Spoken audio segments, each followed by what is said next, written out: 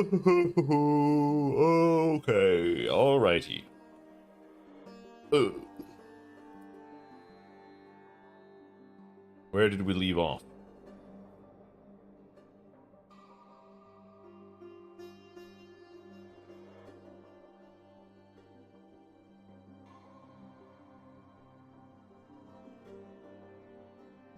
We were doing some bullshit.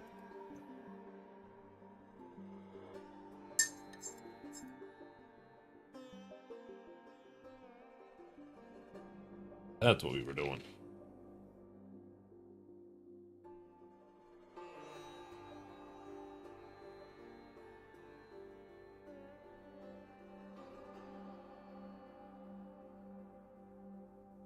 Oh. Let's make a character window, maybe. Let's make a portrait.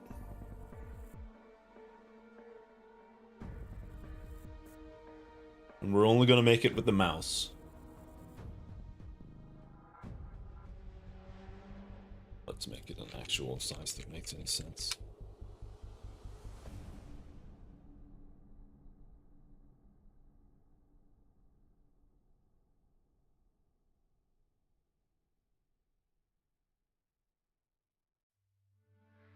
Uh,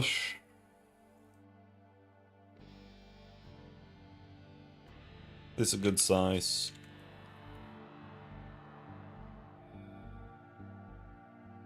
I think this is reasonable, actually.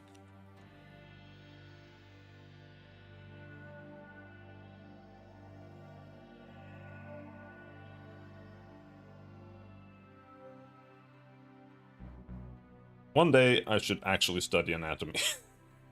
I'm so bad at this shit.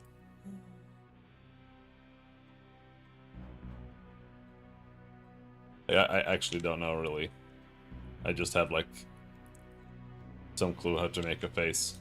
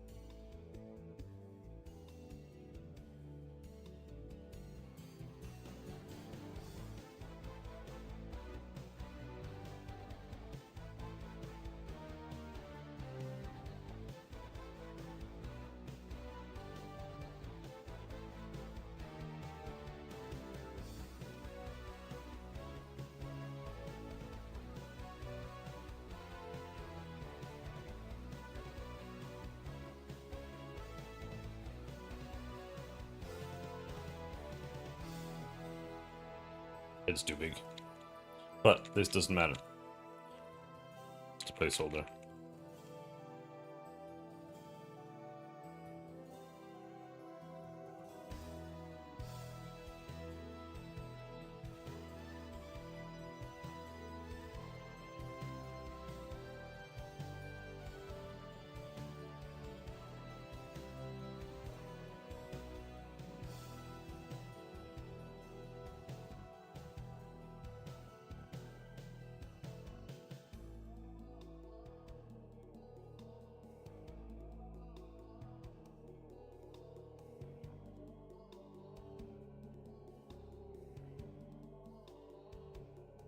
Oh, ho, ho.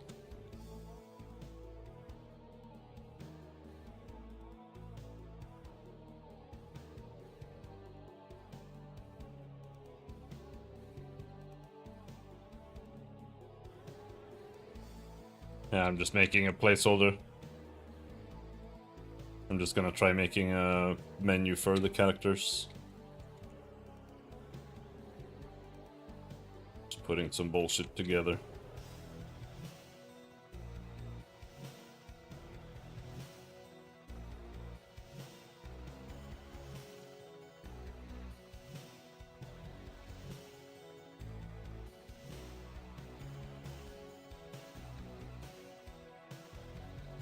Alright, good enough. What color do we make him? Green?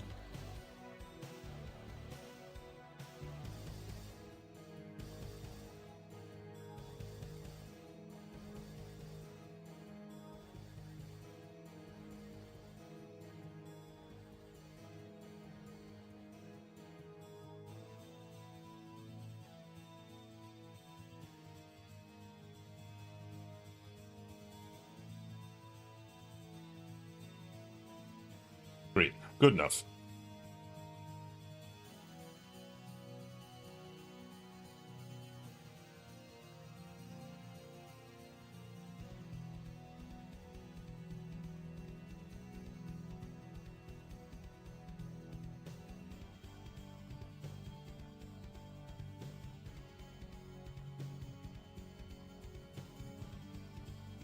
There.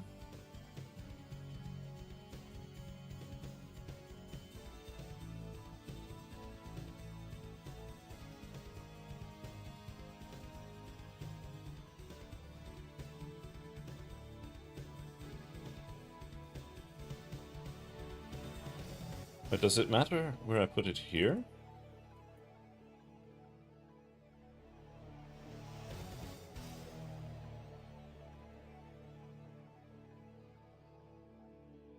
Yeah, okay. Well, whatever. We'll have to redo all of these anyway.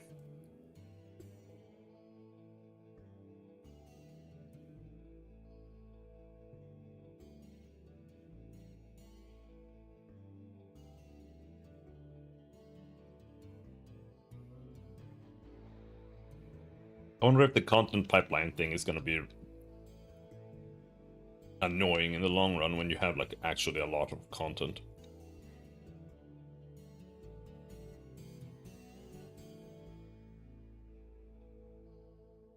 The interface isn't the best. Like, you can't pull things around, you can't do anything. You have to literally just delete and re-add, and I don't know.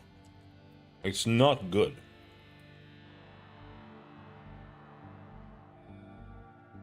A little rough.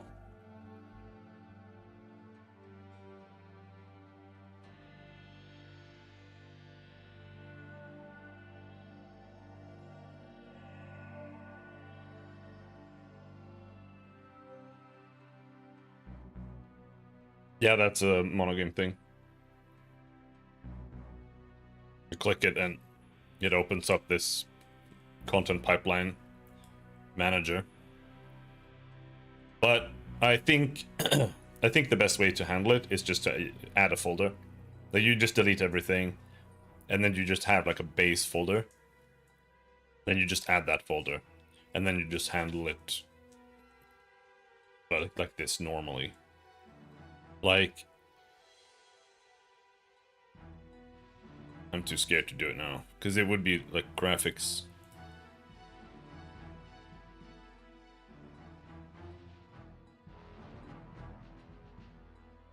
Graphics, fonts. But we have graphics right now, right? So if I were to delete graphics here, and then we just add graphics. Yeah. So I guess if we make sure to... I actually, like here it says content. I kind of want another folder here called content or something similar. Like root. Just so that we can use Explorer instead to just handle this. But for now, it's whatever. Also, I don't know if I just moved some stuff around, but I think they are where they should be. Yeah, I don't think it's that big of a deal.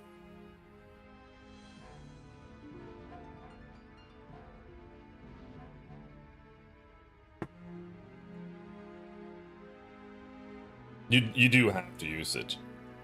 Because you have to create this package. It works kind of like Resources does in Unity, if you know how that works.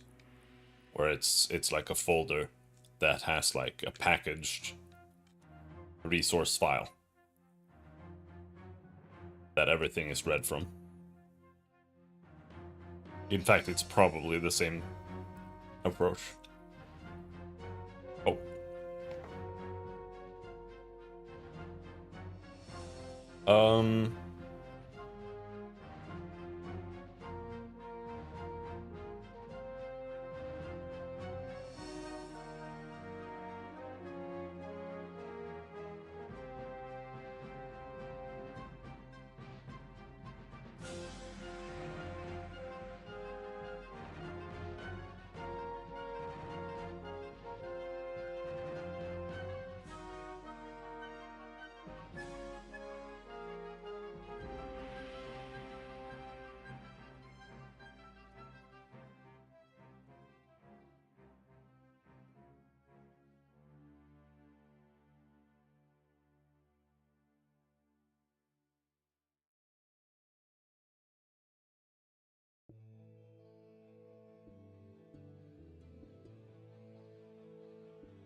All right.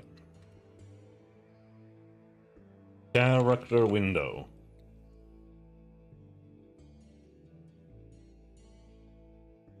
The character window should... Let's see. Here it's got a bunch of buttons. Right now, I don't think it should have any button.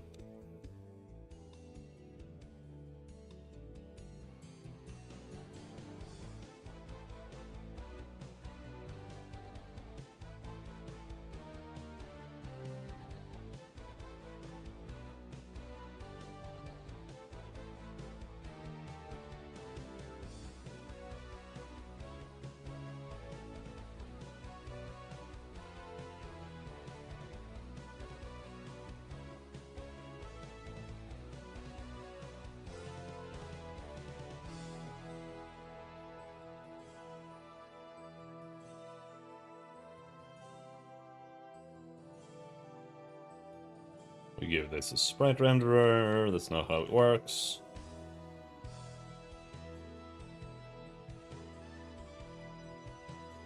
Write renderer.create.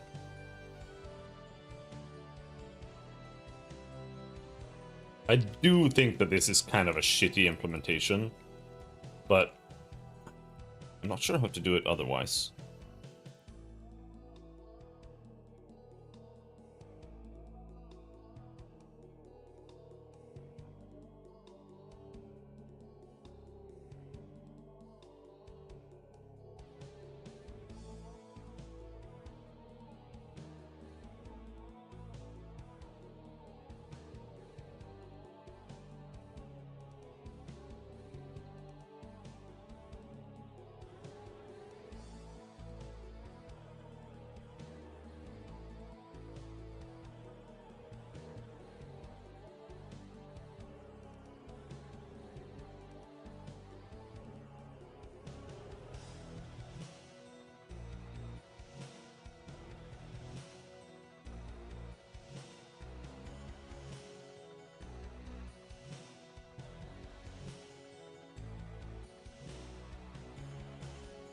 I mean, honestly,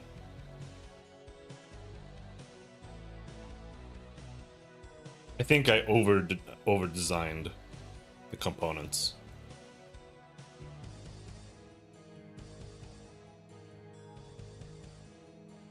I kind of think I should change it.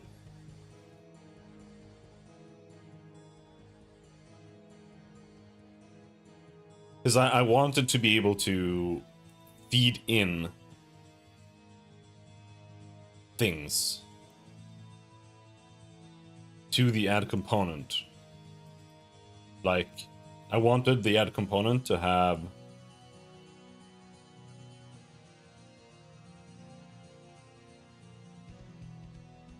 parameters, basically. But there's like no way to do that. So instead, it just does this. Like, in order to create a component, you do add component, parentheses, component type dot create. And then it takes the entity again. And it works just fine. It's just, I find it to be unnatural and weird.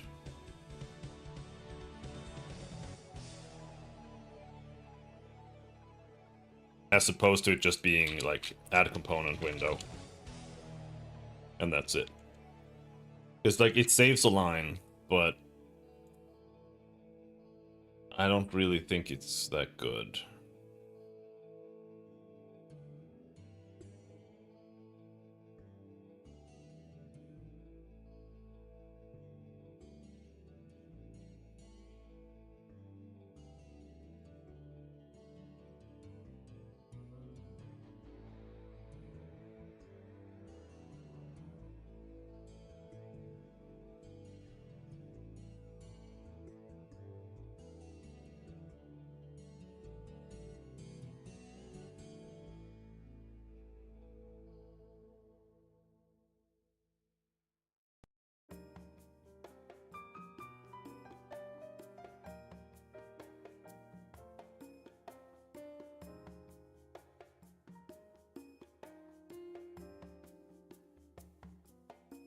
Do I really want to spend the day doing that, though?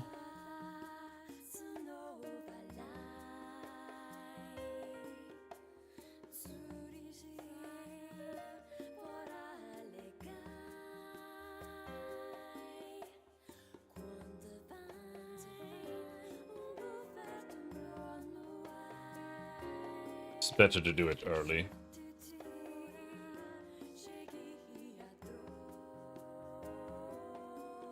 This shouldn't take anything.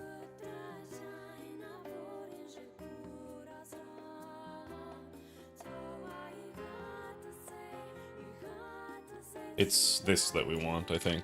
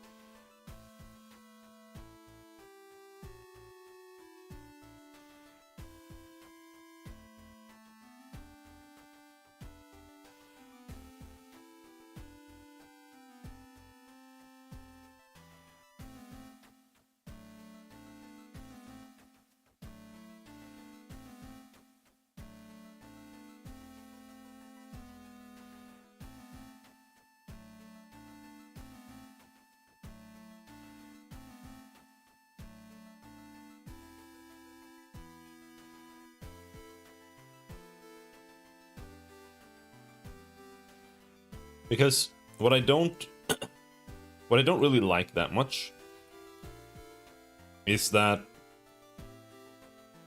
here I have to get... It's not that I have to get the type, but it's rather that in order to get the index in order to get the component, I have to assign every single component manually to a list. Or a dictionary or a whatever.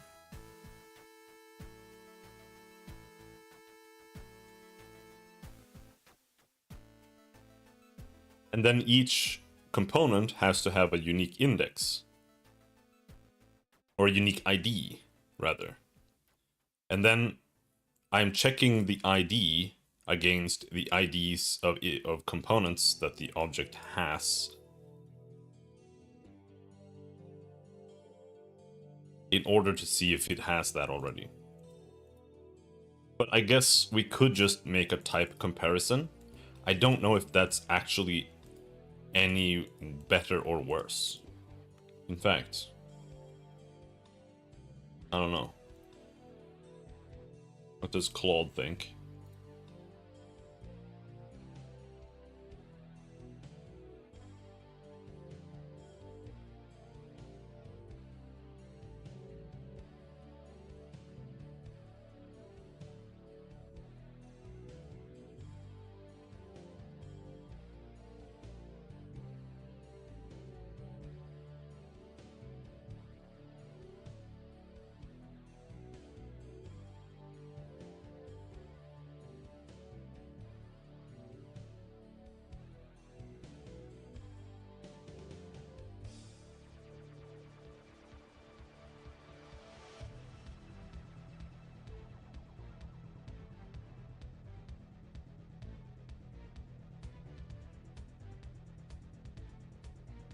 I mean, I don't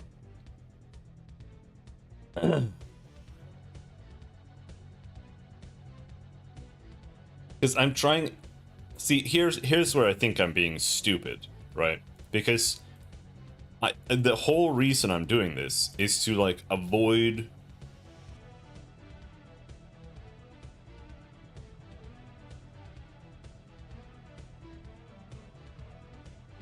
type comparison. And then we're doing get component index.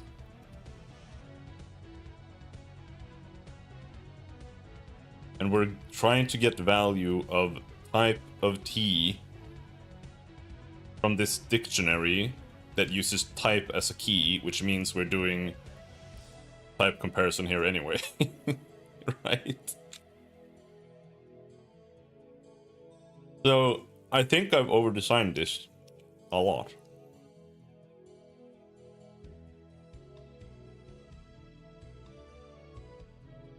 Whereas all we should be doing is just saying for component list dot count if component list I dot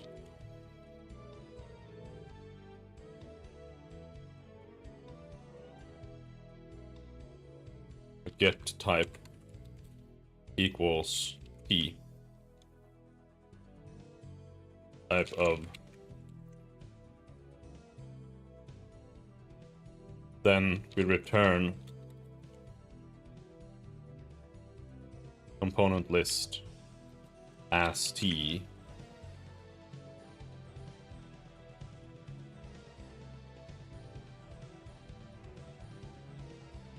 right?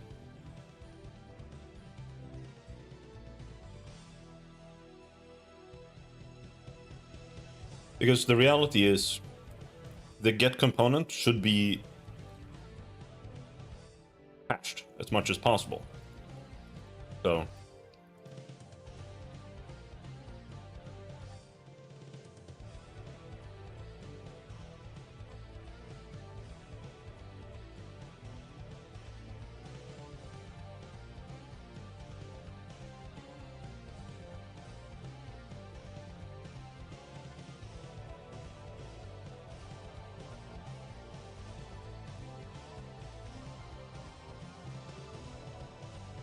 Else, get component index. We don't need the index. We don't need any of this. Right? We can just do this.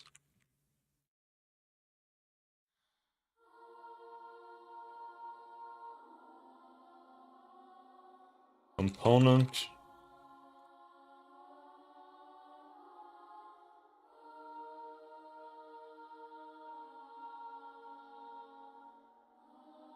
if component equals null, then return null. Well, we should also say debug.writeLine.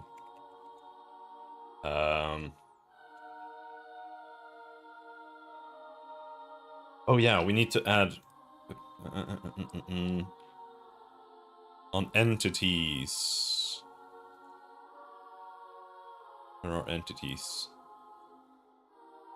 Oh, I'm in entity. All entities need to have a name.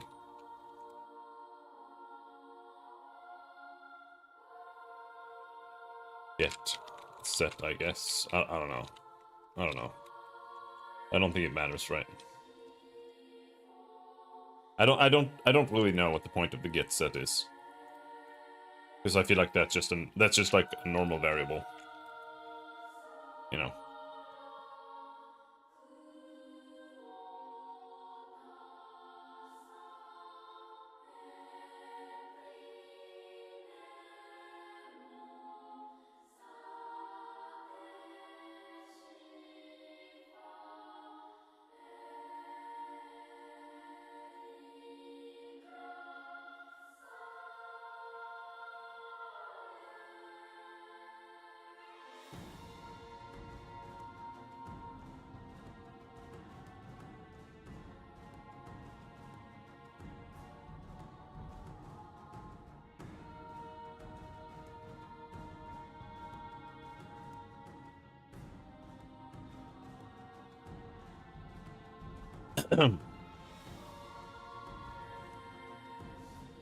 But what we should be able to do in add component is, oh yeah,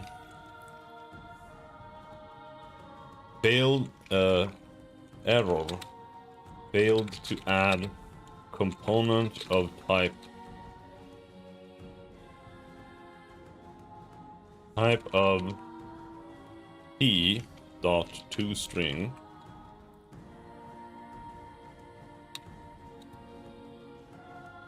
in object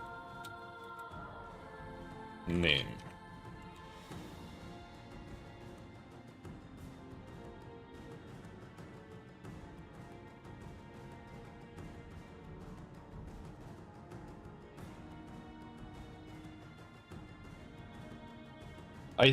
I don't know, should I do component as t or component cast to t?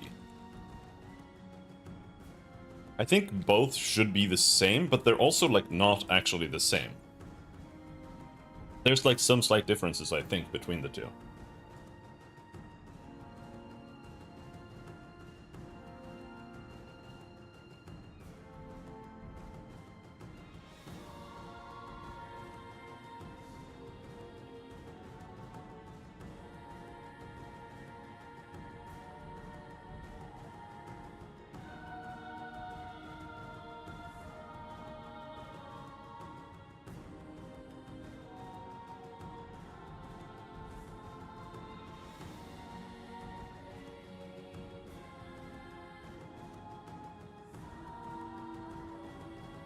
These two approaches differ mainly in how they handle failure. A direct cast throws an invalid cast exception if the cast fails, works on value types, structs, int, double, etc., and reference types. Also performs explicit conversions. Used when a failed cast is a genuine error you want to know about immediately.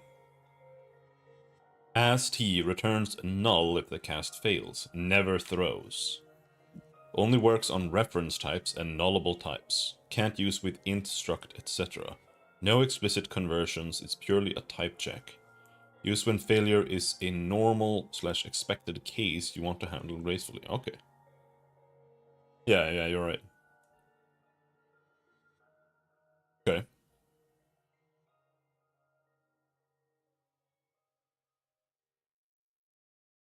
I want to throw. I want it to crash. Crashing is good. Like, genuinely, crashing is good.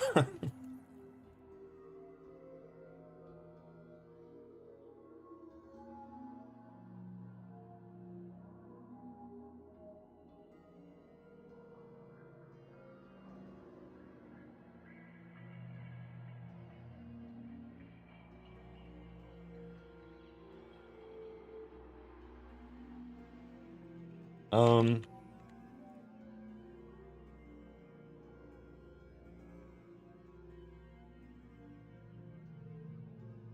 Can type of T be null?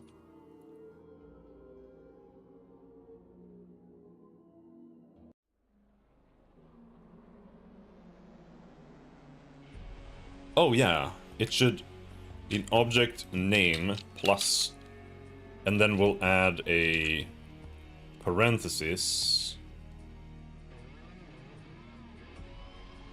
plus ID plus end parenthesis.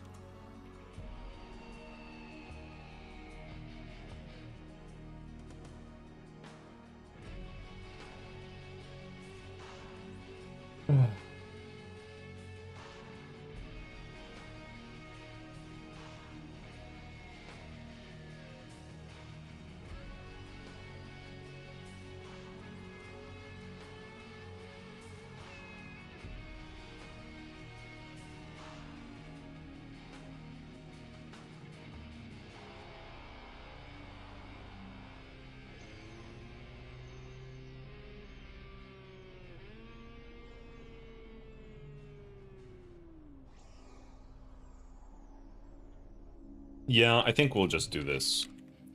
And then with this is add component.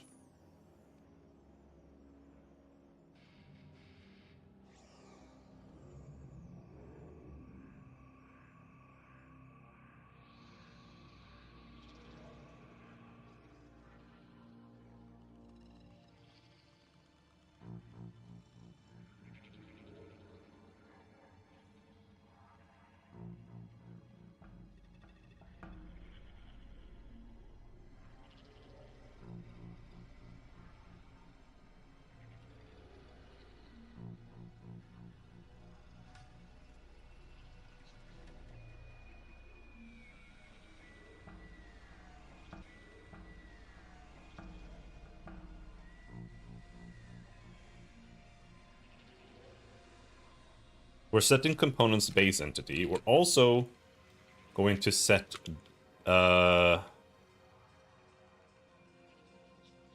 component flags. Component dot flags.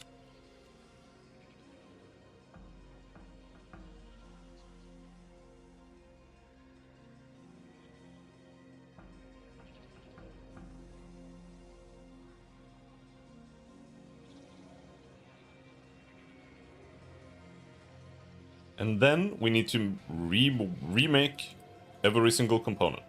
Ugh.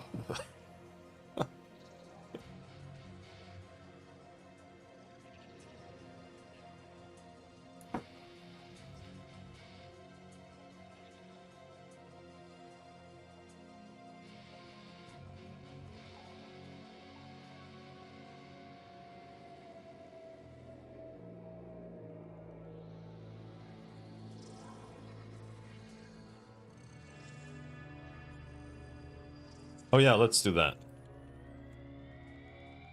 Type equals type of T. That way we don't have to re-get type every single time there.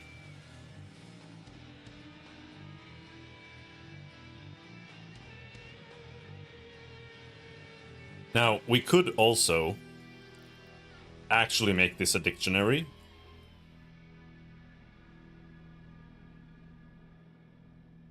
But I don't know if it really makes that much of a difference.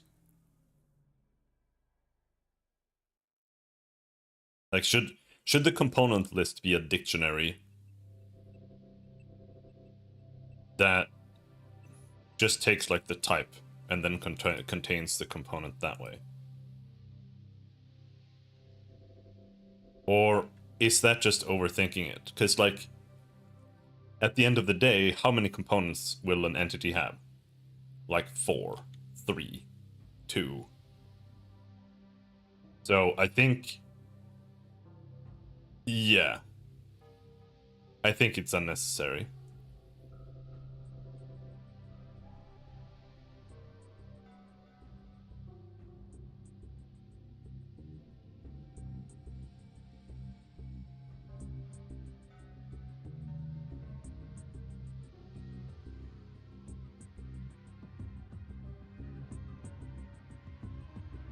Oh.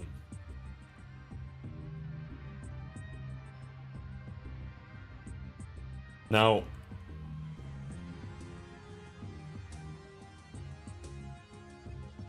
cannot implicitly convert type component to transform. Okay.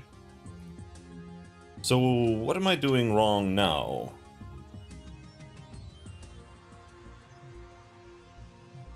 Okay, yeah, okay. We can do that. That's what I thought, but I felt like it threw an error before. Okay, so now we're returning type T. Alright.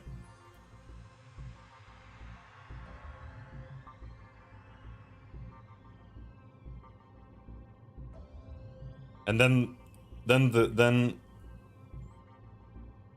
we have to do is we have to go in here and we have to check.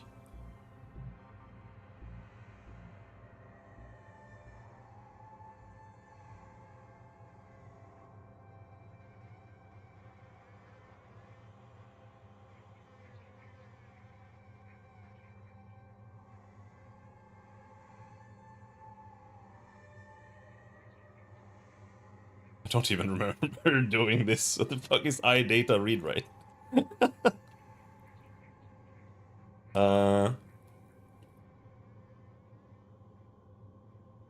Yeah, so here we now have a create, and we're gonna delete these. So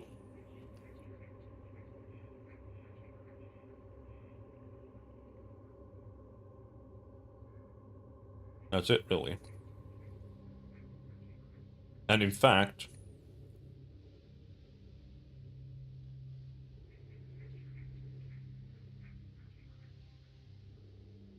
this constructor isn't gonna exist either.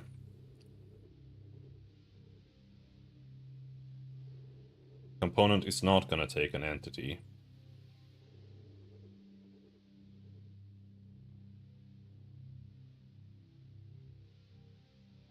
Not gonna take anything.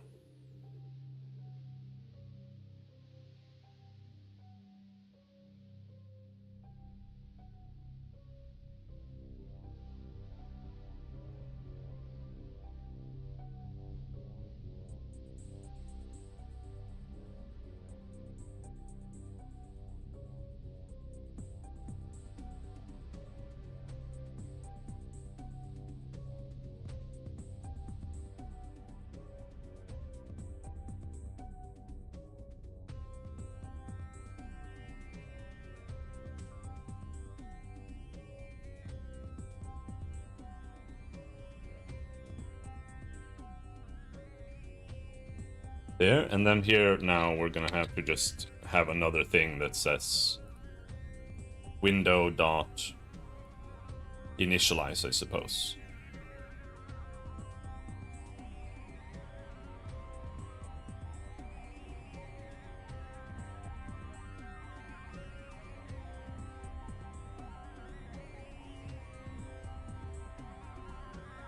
It won't take an entity. It won't take a layer.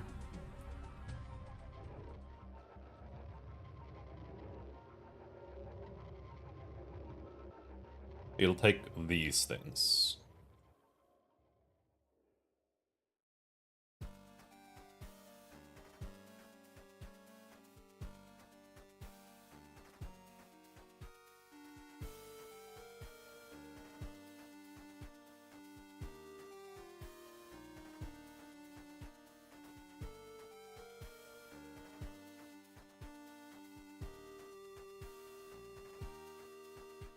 I think this would be acceptable.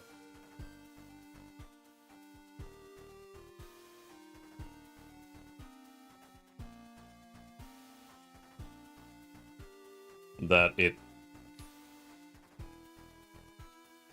adds the sprite renderer if it doesn't have a sprite renderer. And all we have to do is do add component, and add component only adds a component if it doesn't have the component. Otherwise, it's just going to get returned. So we don't have to make any annoying add component like pre-checks to make sure that it doesn't have it already or anything like that. It just does it, and it just works.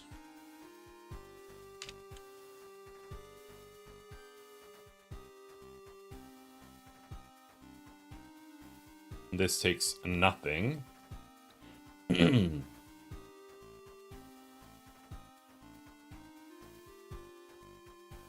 And component flags. This should be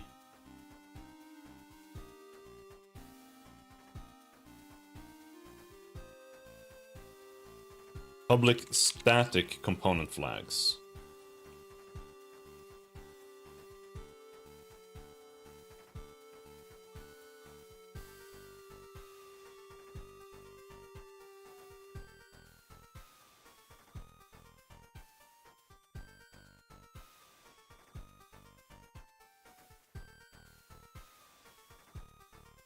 I think. Or maybe it doesn't need to be static. Maybe as long as we just initialize it here, maybe that's fine.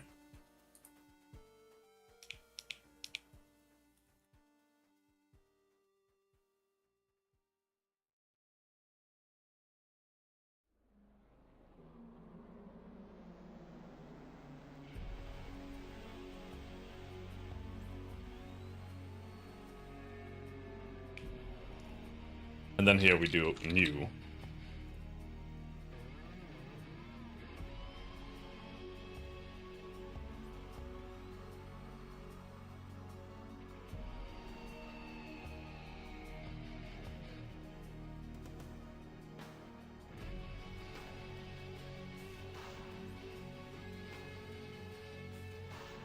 Like that.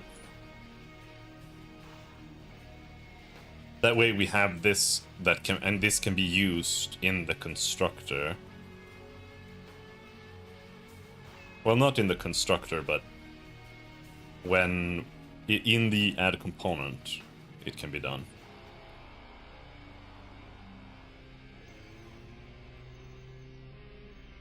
This component flags doesn't need to be done there. That's okay, we can do that. This dot if window behavior equals null goes there.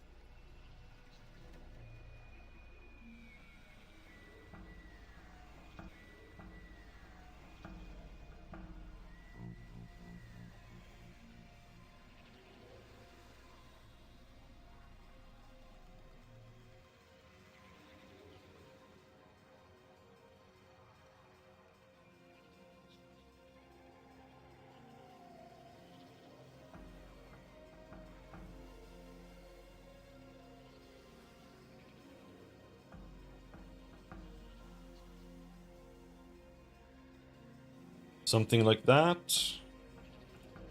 Then window component dot initialize. And it's gonna take this, not that, not layer.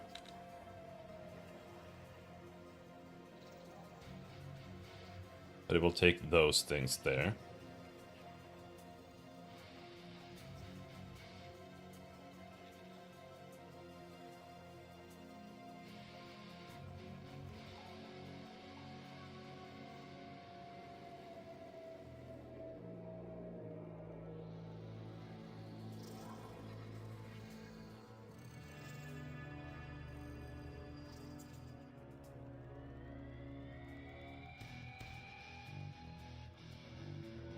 All right.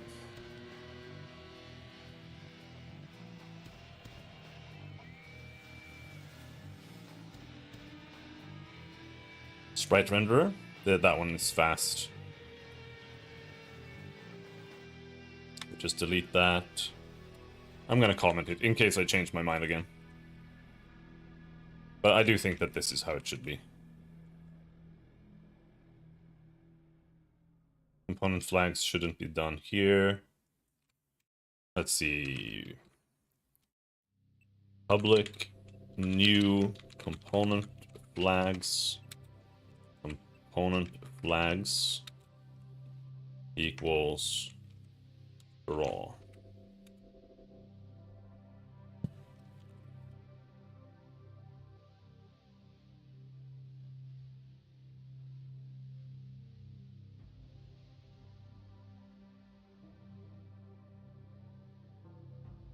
It doesn't have base entity here.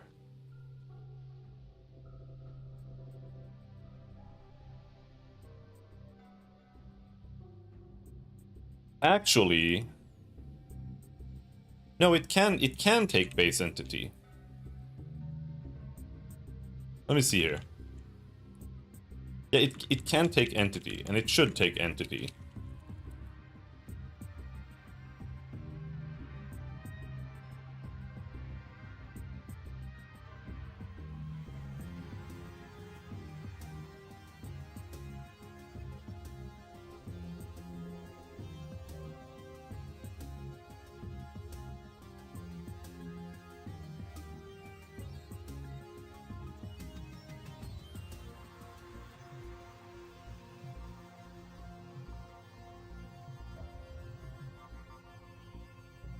Is if we go into entity and we check the add component,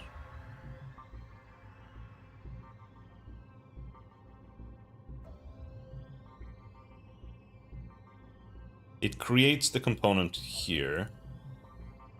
Oh, wait.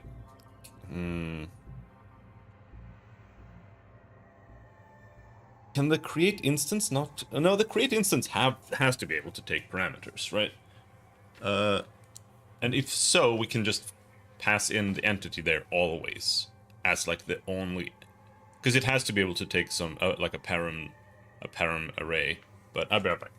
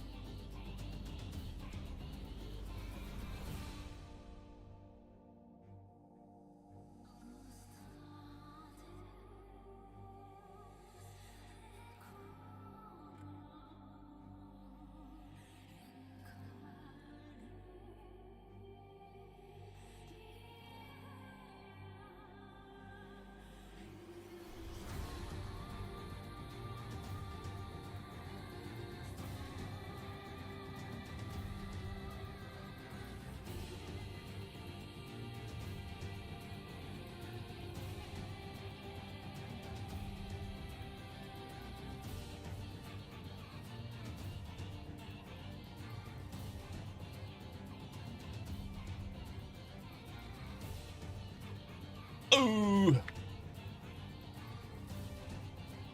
Yeah, what's the idea?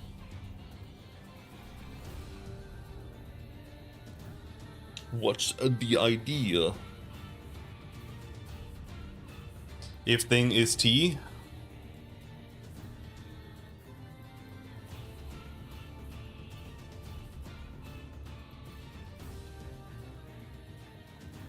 Oh, so can you do that?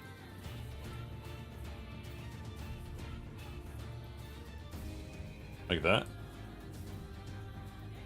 Oh. Yeah, that's good. Can we do that here too then?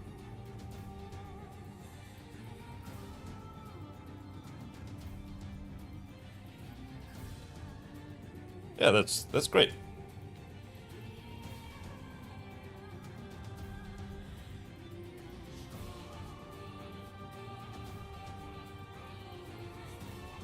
Yeah, no, that's good, thank you.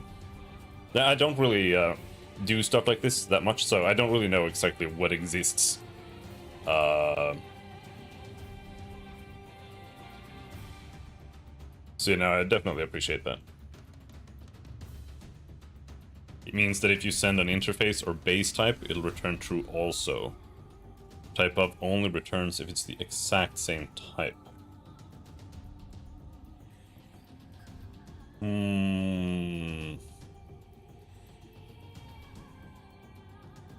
I think that's bad. Potentially.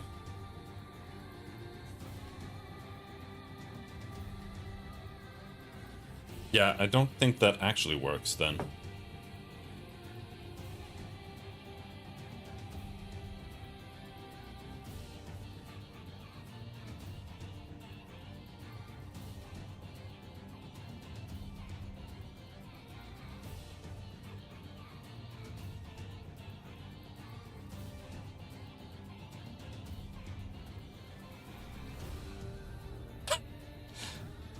No, it was a good thought.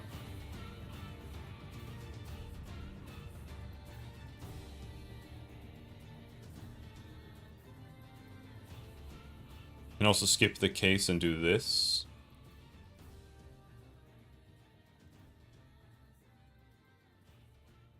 Cast.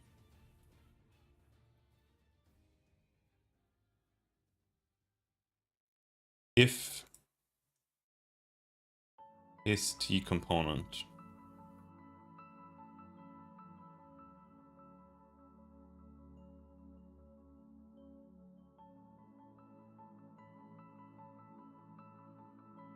This.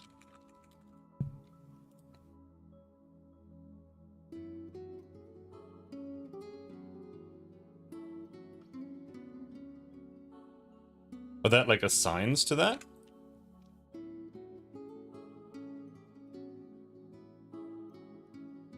It's like an out. Okay.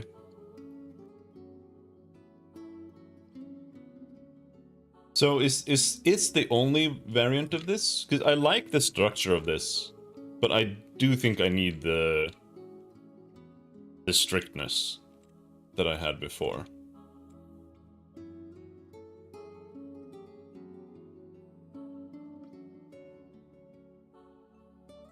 Let me see.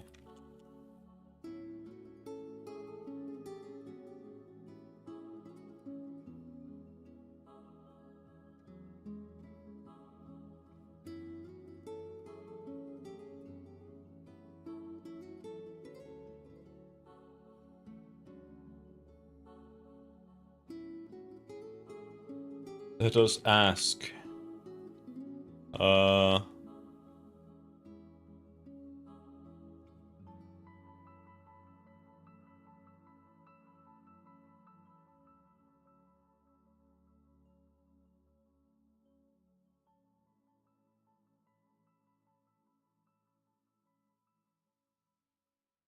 Like, I don't know if the get type is entirely, like, strict either, or if that can also, like, return true with the base component, though maybe, I don't think so. No, it won't. Uh,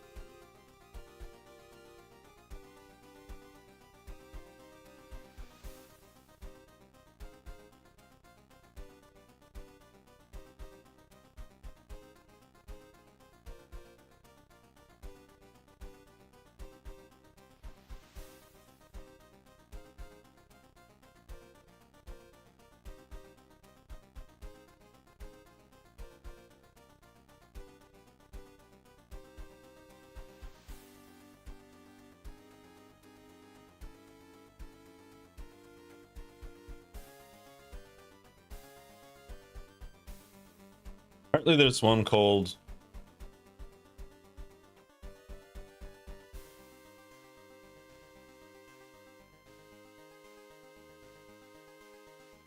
Is Exactly?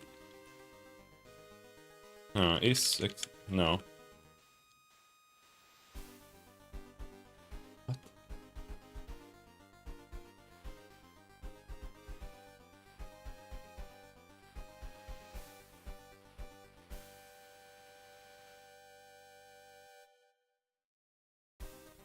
But then you have to do get. No, that's still the get type approach. There's also type is assignable from, type is instance of type. Both behave like is.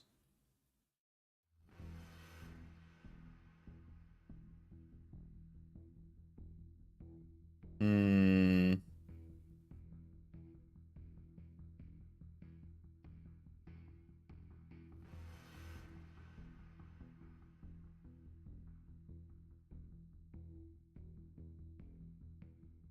Yeah, no. I have to do it the way I was doing it. But it was a nice attempt. It looked a lot nicer.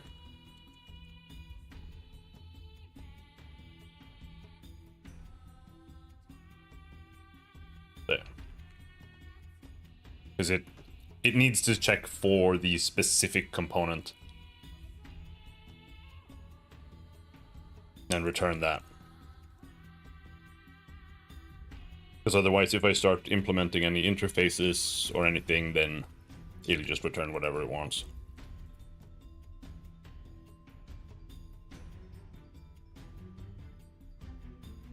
Um...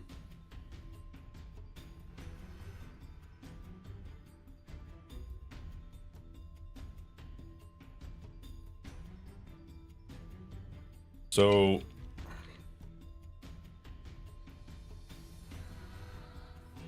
It's always good to learn new things like that. That's why I like having the AI that you can ask on the side. It's like the #1 thing I like about it. Because you'll ask it like, okay, I'm doing this. Is this like a good approach or whatever? And then it'll spit out like a bunch of functions that you've never heard of that are actually super useful.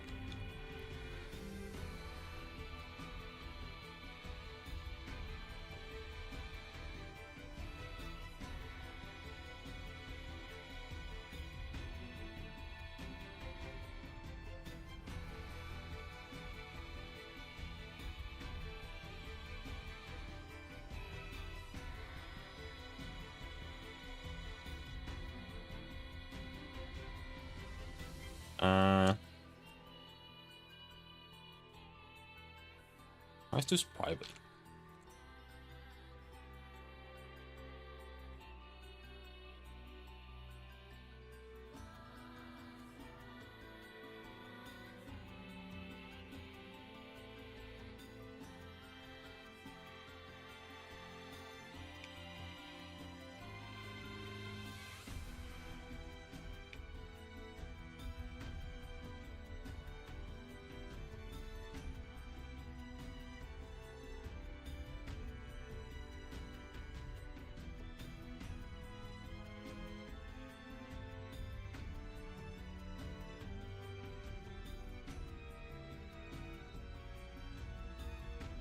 And then here we can also say base entity dot component flags. Component flags. All right. And then we don't have to do that anywhere else.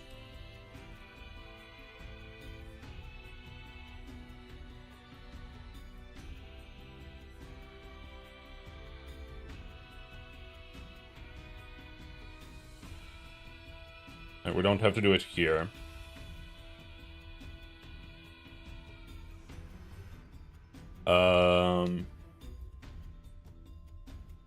Non-public params, right? Params, that's what we want.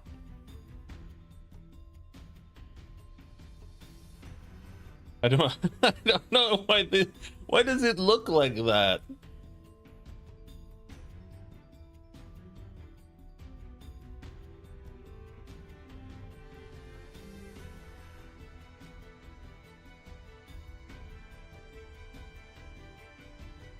Params object question mark array question mark. Why are there two? Like, I know what a question mark does, but why are there two?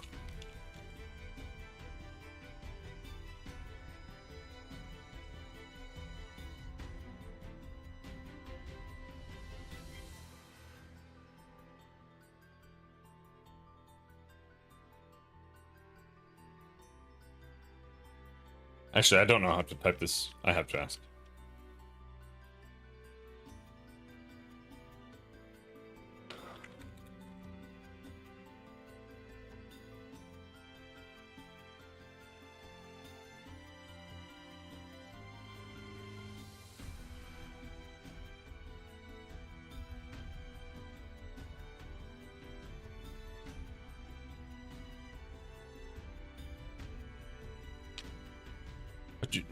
That...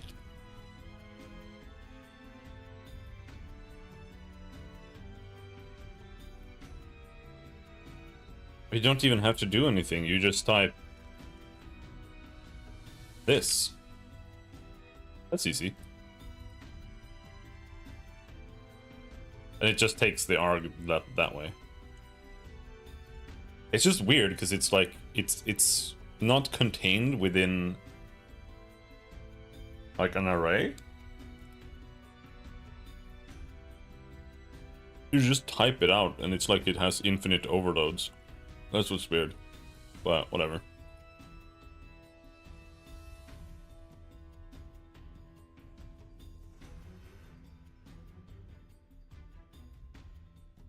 So that way it already sets base entity. It already sets component flags. And it's done.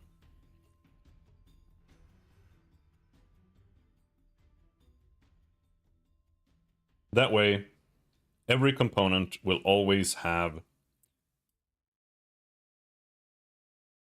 its flags and the entity set for use in its constructor.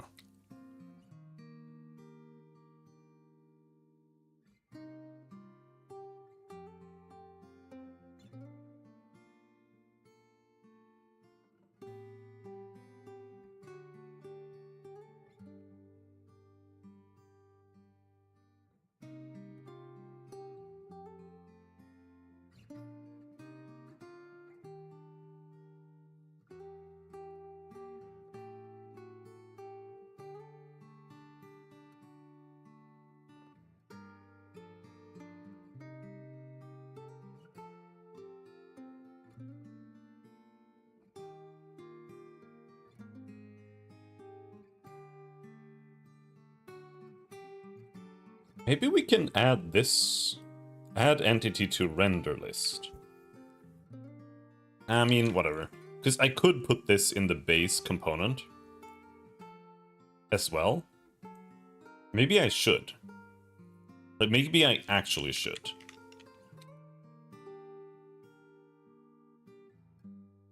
Because what we can do is we say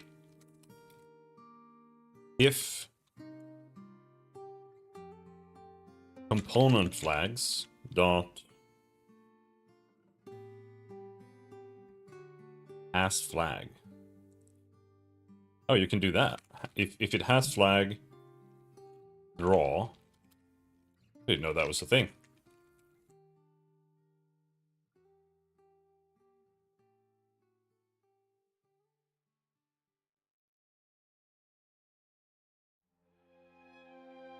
Then we do add entity to render list.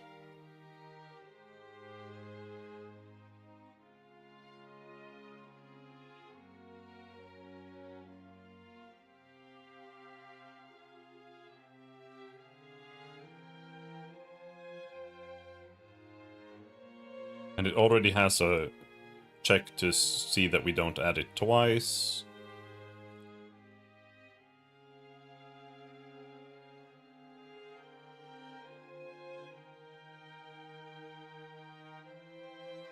Because this makes sense, because there might be a lot of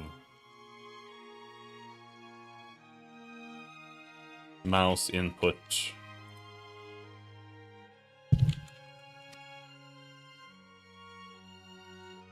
What other flags do we have? Update draw mouse input.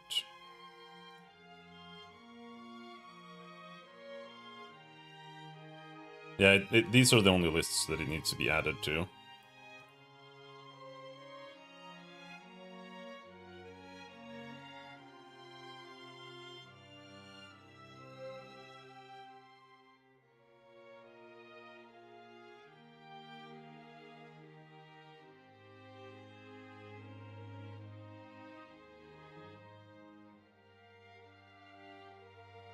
Now that's assuming that the base component, because here we're setting component flags to 0, right?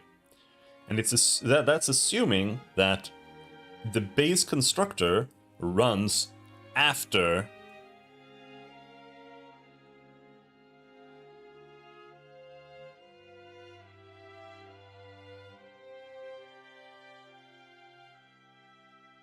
the variables are initialized in the child.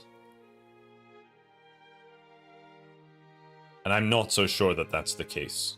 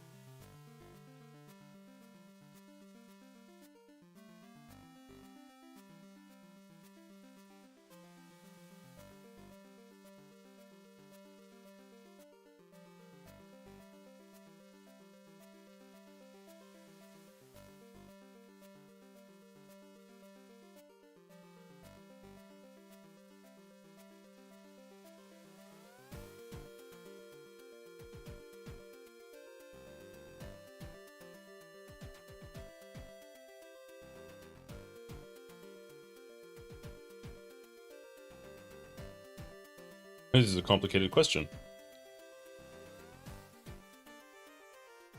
Yeah, it doesn't work.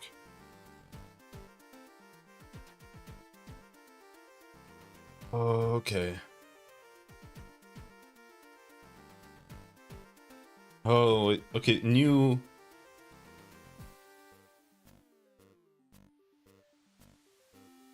Wait, you can do a virtual... variable.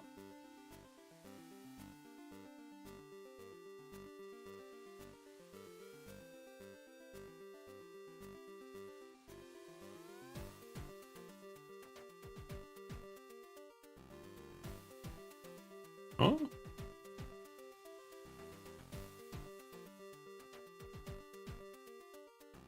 You have to do an arrow. I hate the arrow.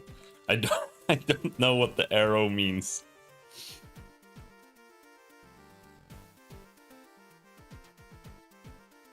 Though calling virtual members in a constructor is generally discouraged,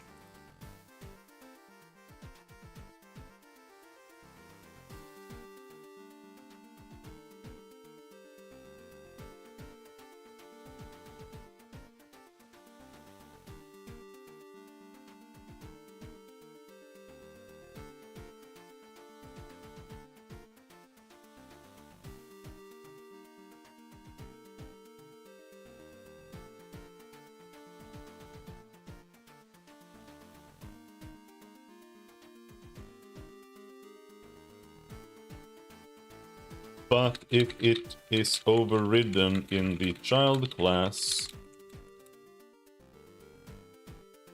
the parent class... Is that what it's called? A child class and a parent class? Is that the terminology you use for inheritance?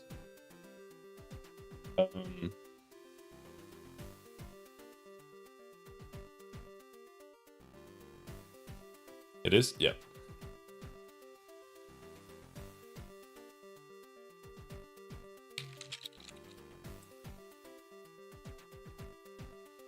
If it is overridden in the child class, the parent class will use the override in its constructor question mark. His virtual dispatch is based on the actual runtime type of the object, not the declared type. Even though you're inside a class A's constructor, the object is already a class B instance, so the override is called. For base class and derived class, right. Okay.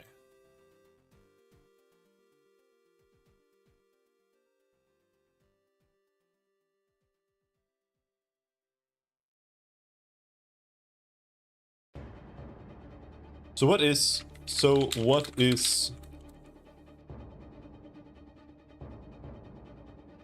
the expression body syntax? It's just a shorthand way of writing a property or method that returns a single expression instead of using get return. Oh, okay. Oh, so it's return. This is return.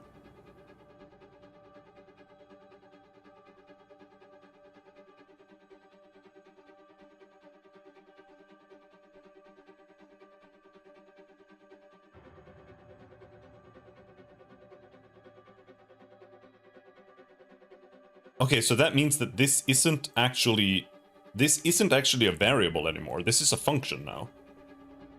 That's why it works. That's why the virtual works. Ah, I see.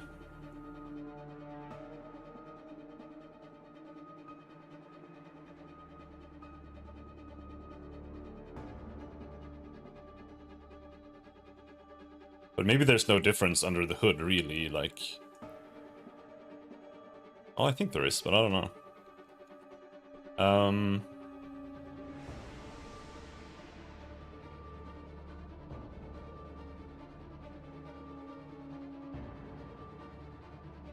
You do that. And then you go to... text renderer. And then here we're gonna say public override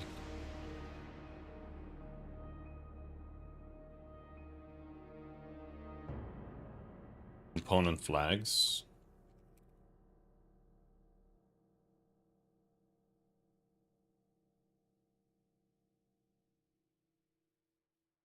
Is it doing this? Oh.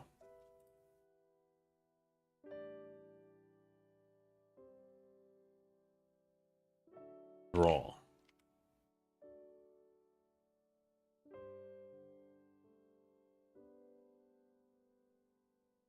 And then we don't need to do this anymore.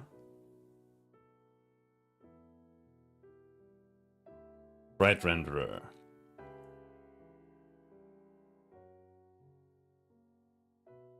Let me set that draw. We don't need to do that.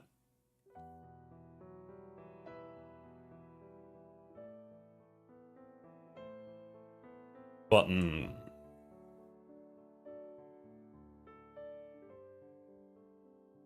Mouse input. Don't need to do that. Don't need to do that. We don't take this.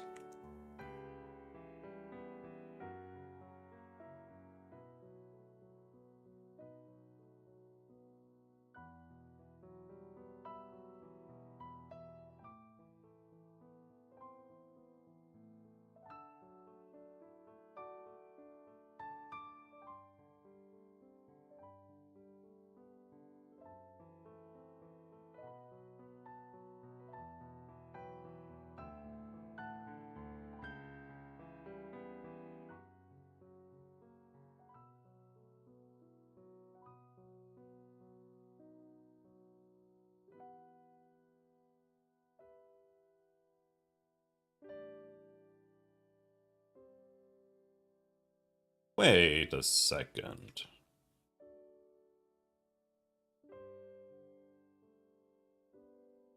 We make the initialize return the button?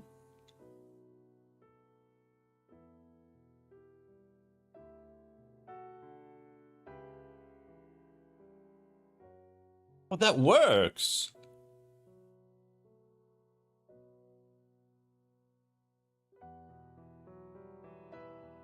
But... wait. Yes, it does work.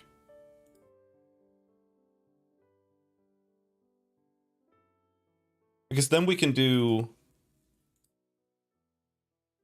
public sprite renderer initialize. But okay, the sprite renderer doesn't need to be initialized. But it could take a sprite here, right?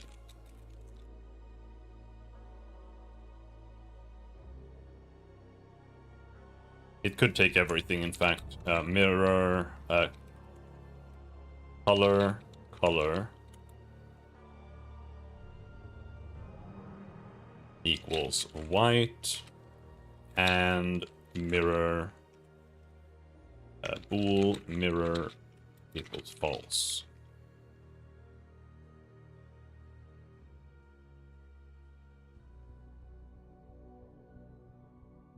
Okay, so you can't set the color like that, okay. This dot sprite equals sprite. This dot color equals color. This dot mirror equals mirror.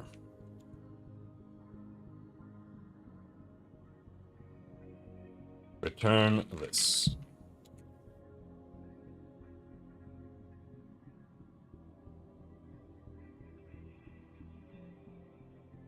Now, I don't think this doesn't really actually need to return, but it means that it can.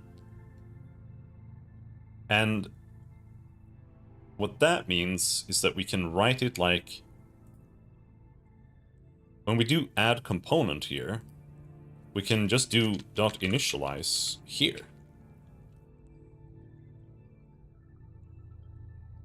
And we are actually getting kind of the behavior I wanted before.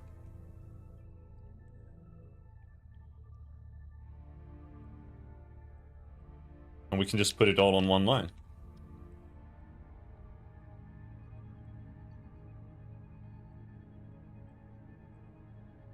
And then we can assign the sprite renderer back if we want to. But considering that the init takes everything, I don't think you really need to.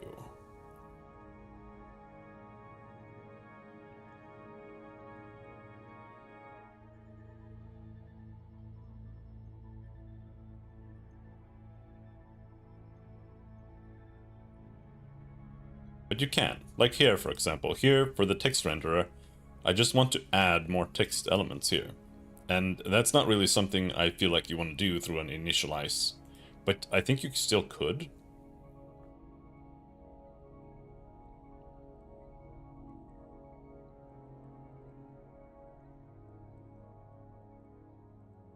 But it's not necessary at all. Because it's like the same amount of lines. It's just like, oh, is it going to be one call here? There, just, but it doesn't matter. Because I'm still going to have to like split it out into multiple lines. So I think this is honestly better.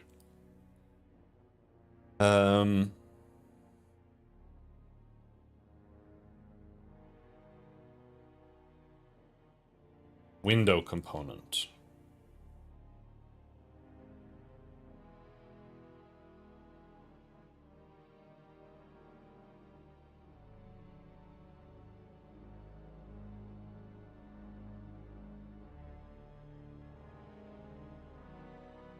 This should be internal, shouldn't it?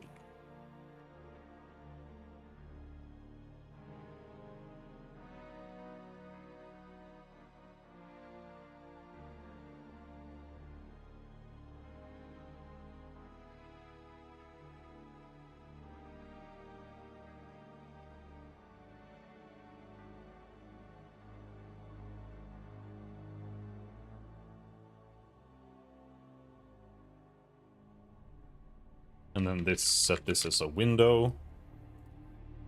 And this.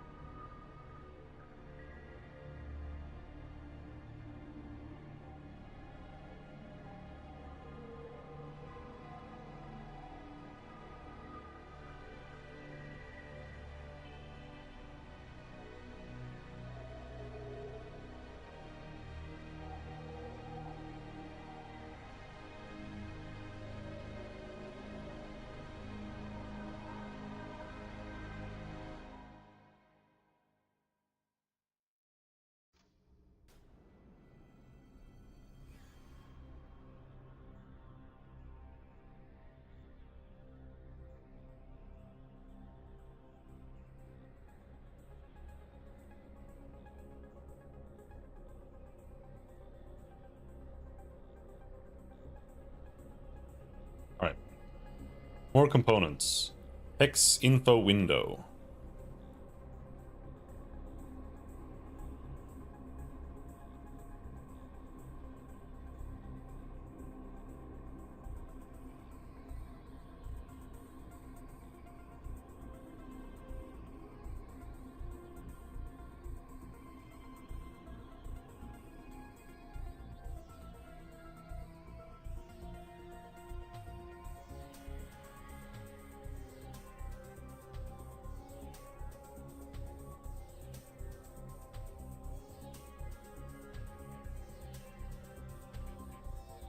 Did I like stop using this or something?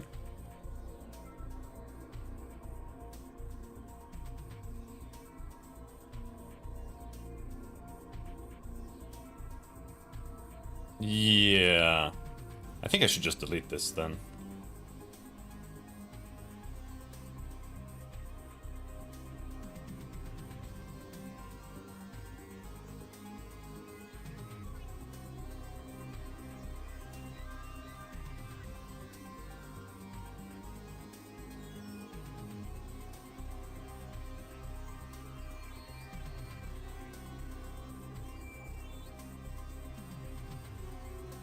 I don't know if internal is gonna be an issue here. I'm just saying public. Window.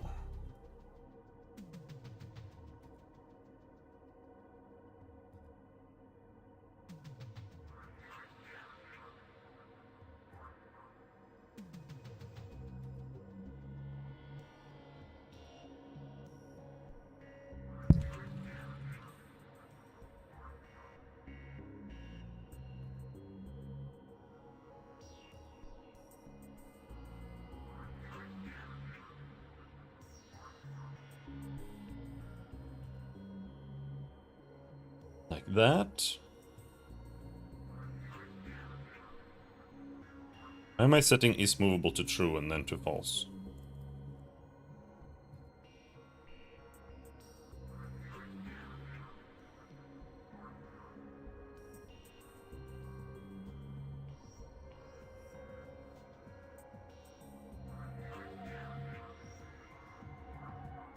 There.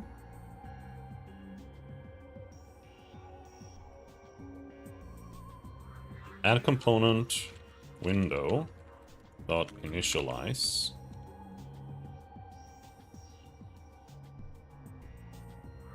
There.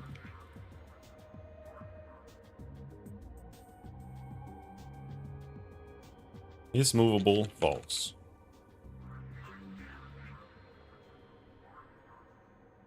Text renderer.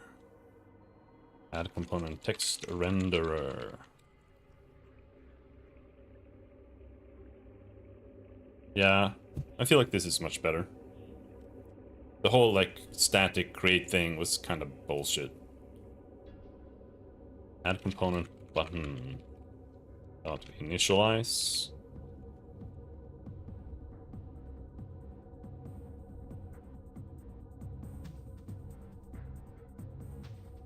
Add component sprite renderer dot initialize.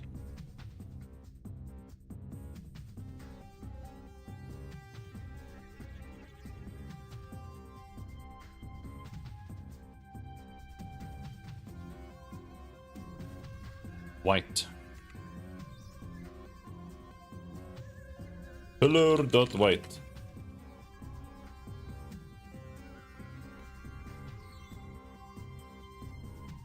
I'm a little upset that it doesn't take like the color white as a default.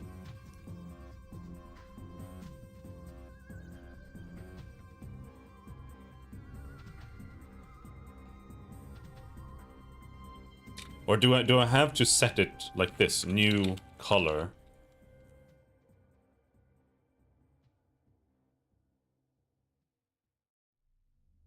What's this bullshit? Color equals. You can't set it to that? New.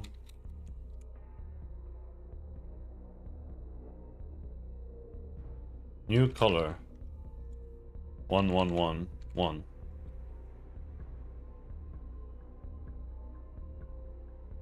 Must be a compile time constant, which none of the colors are. Alright, well, I guess it's fucked.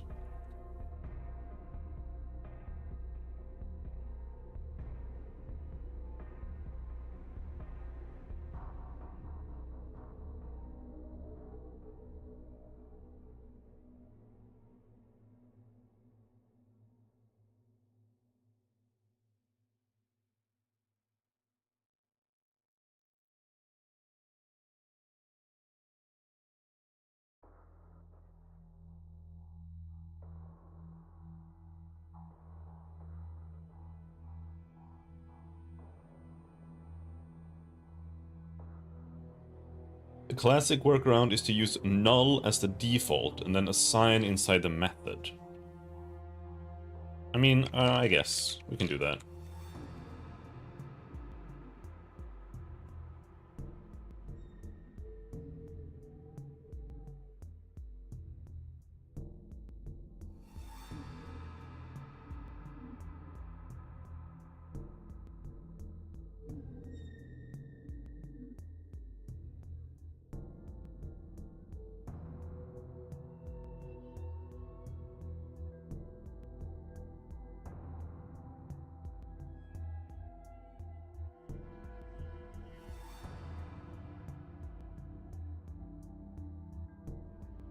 Okay.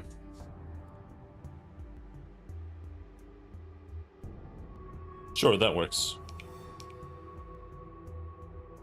That way we don't have to type color white. Because color white is the default, right? That means it's just rendering normally. So I don't want to have to say that every single sprite should render normally. I should tell it when it should not render normally.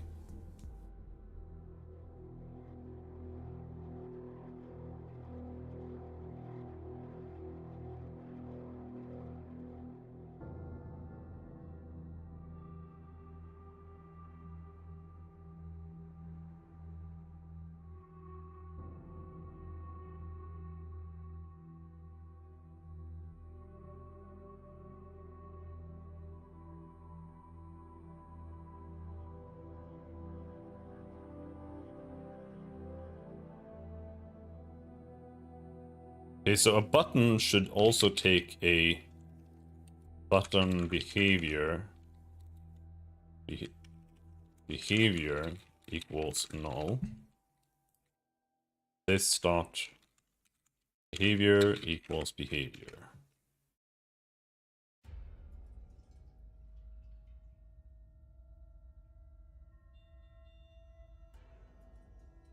And then here we add the behavior there.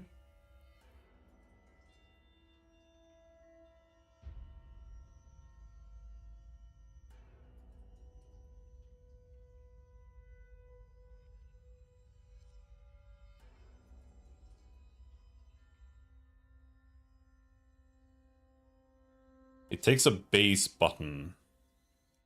It doesn't need to take that.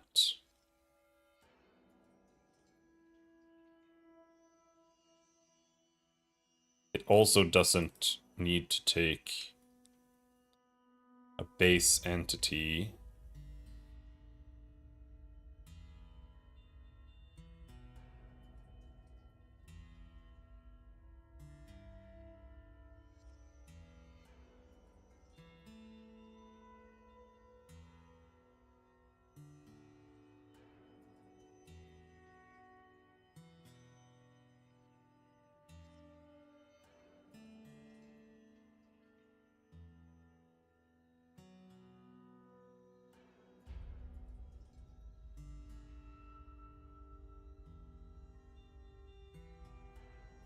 Because I feel like that should be handled in the button, right? And it should say button behavior.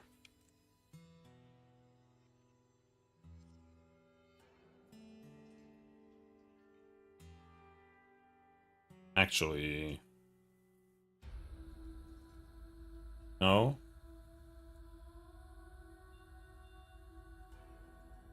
Because it's taking the button here.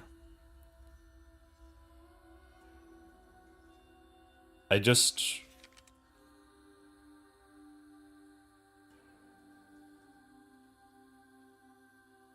behavior dot base entity.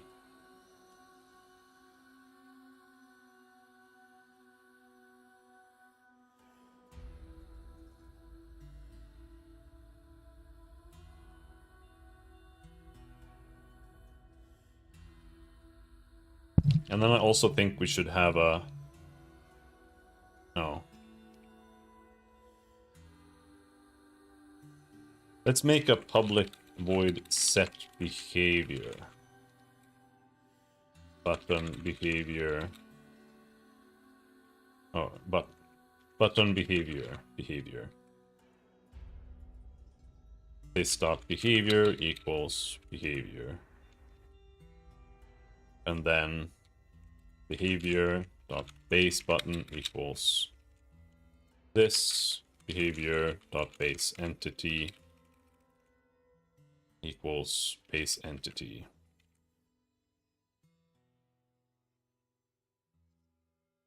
Set behavior. We'll also say if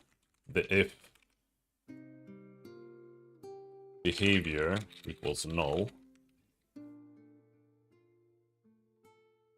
and we return there after we set it to null.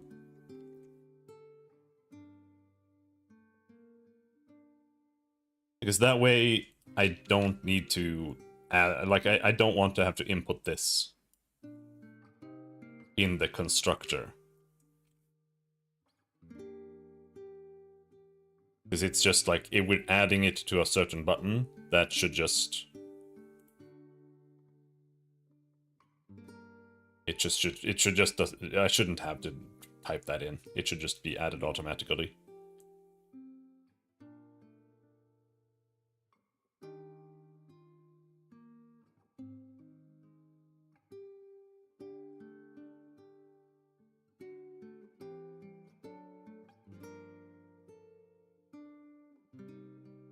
And then we add the child, we add the...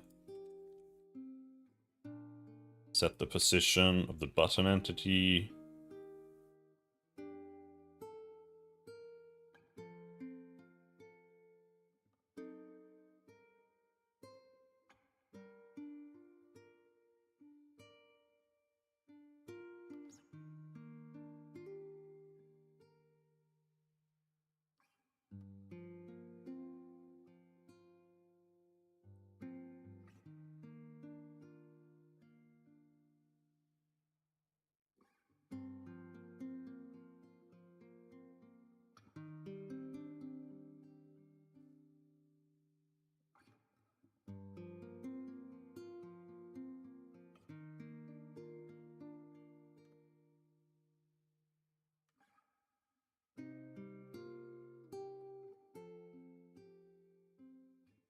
Now we need to do it over here too. And this is why I wanted to do it early, because otherwise I was gonna have to redo this in like even more places, so figured it was better to do it now.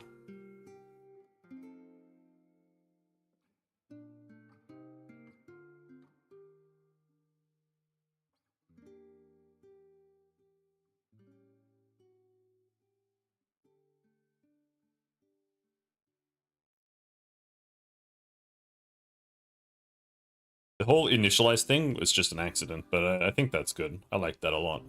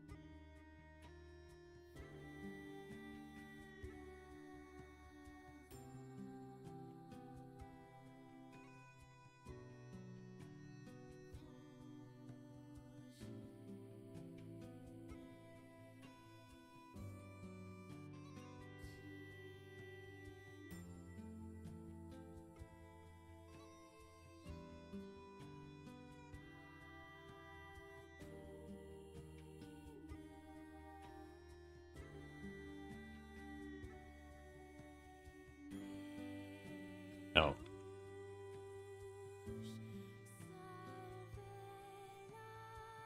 Oh, wait, what?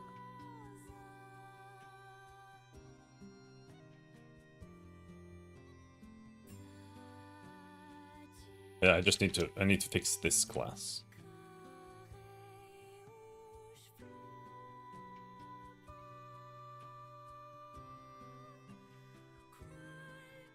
And then the base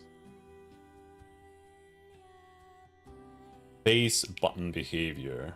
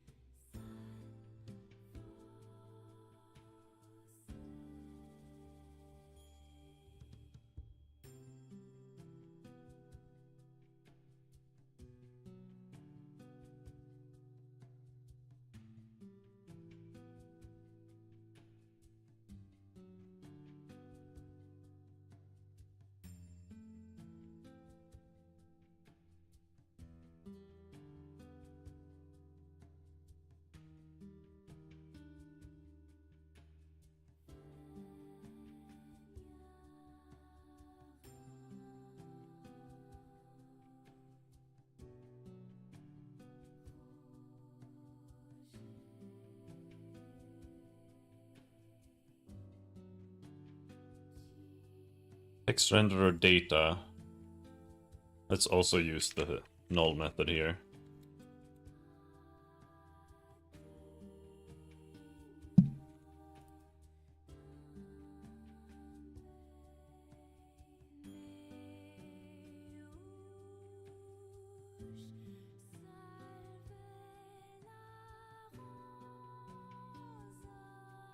So on text, it's a little different, right? Because a text being white isn't necessarily default, because it could be white or black, right? But I guess we'll just go with white as a default color. It's fine. It doesn't matter.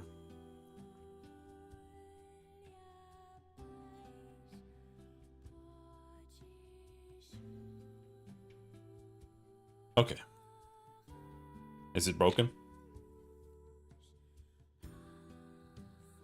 Yes.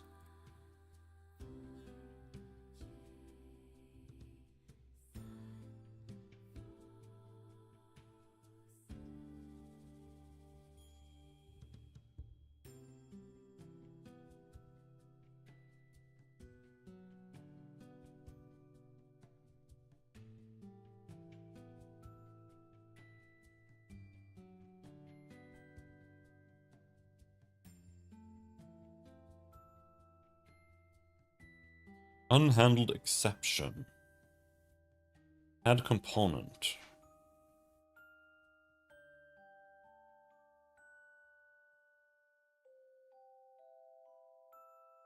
Constructor on type hexes system window not found.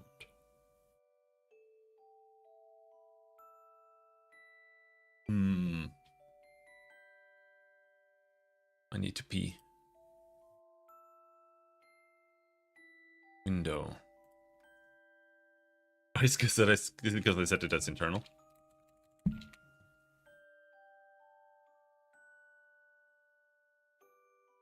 Oh, yeah.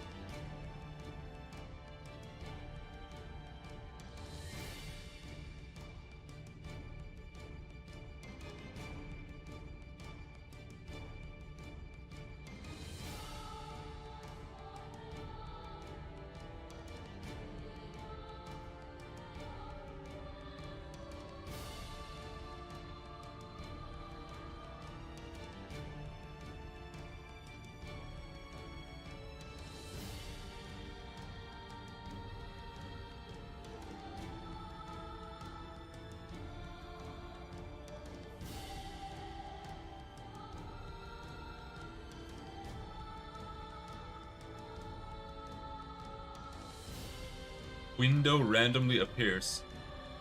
It's supposed to.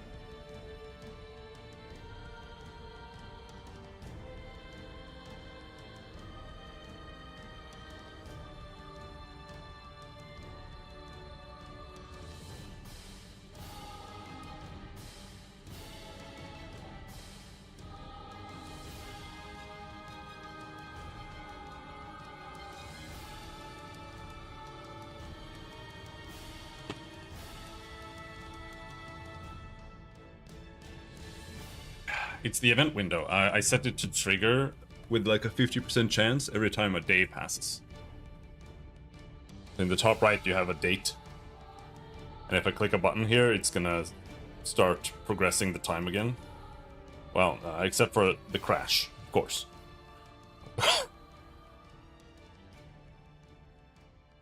Base entity.transform is not set to an instance of an object. Base entity.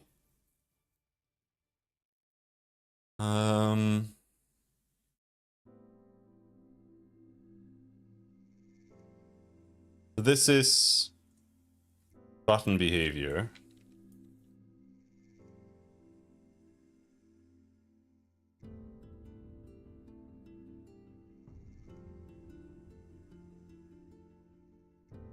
With this function. How do you even trade? What is this bullshit? What is this? Windows just keeps adding more and more bullshit features. How does that even help? It's like it doesn't even make it visible. Makes it harder to read.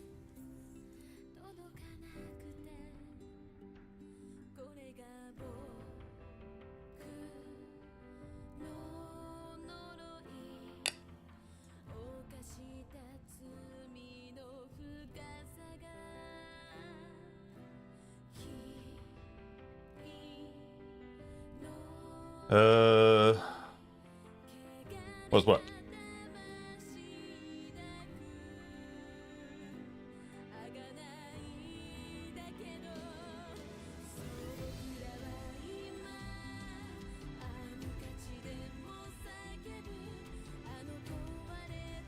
Oh yeah, I forgot. I completely forgot that.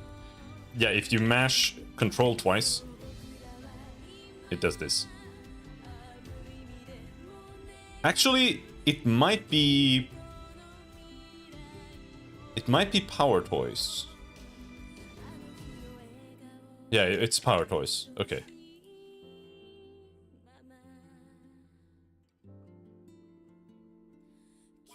Alright. Yeah, I installed Power Toys because it lets you create like drag and drop zones on your screen, and you can just like drag a window, hold shift, and it'll show like the zones, and you can pop the window in there, and it'll just shape the window to that zone.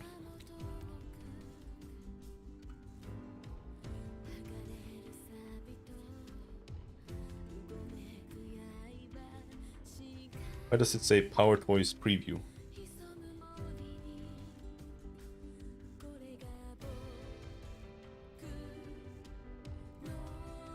But yeah, like this. And then you just do that, or like that. And you can set the zones up, and you can give them like margins and stuff that you like, however you want.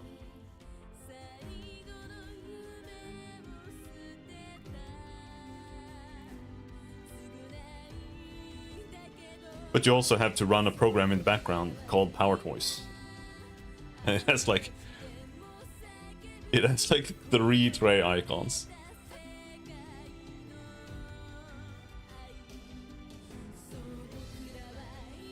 But yeah. Alright, does it crash now?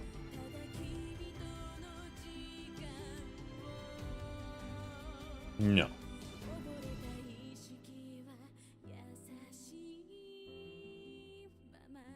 Okay, I think everything works now.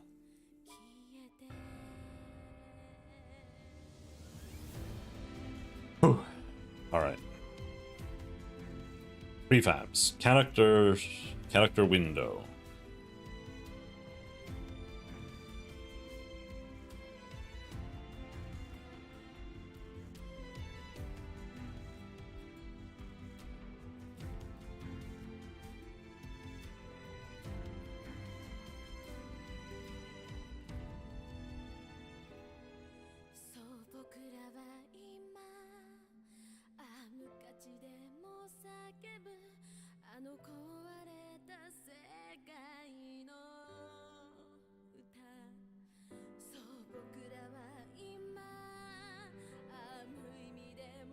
I almost want to make this its separate, as like a separate class.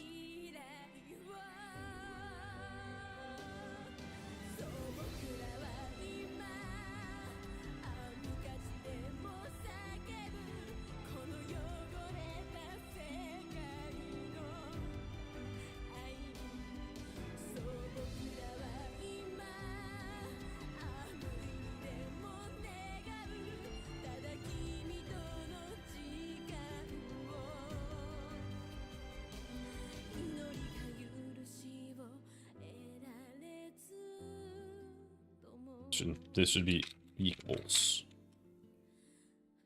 And then we're loading graphics / portrait, I think.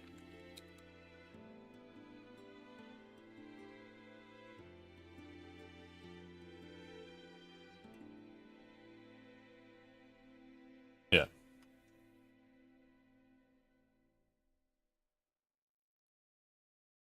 Also, I think, because I'm kind of using camel case when naming files and stuff.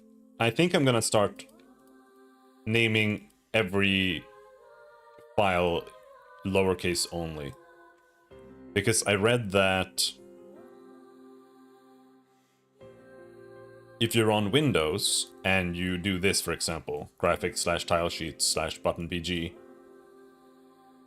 if it doesn't match the case, it works. But if you're on Linux, it will not work. So I think I'm just gonna do all paths only lowercase, just to eliminate the risk of error. And not use any kind of camel case or whatever on file names. Just makes it easier to maintain, I think, or to avoid error.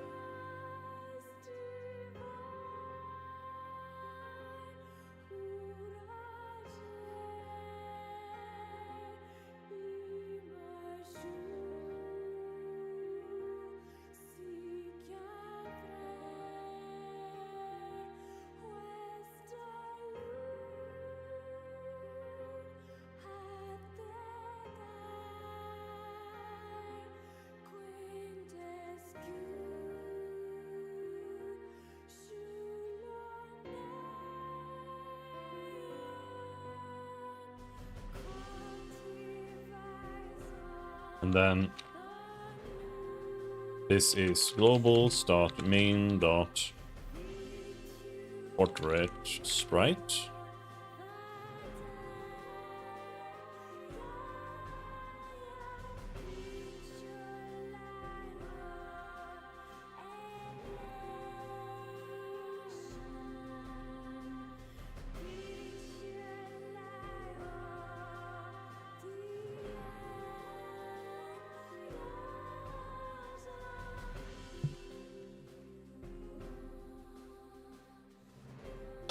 And the position should be like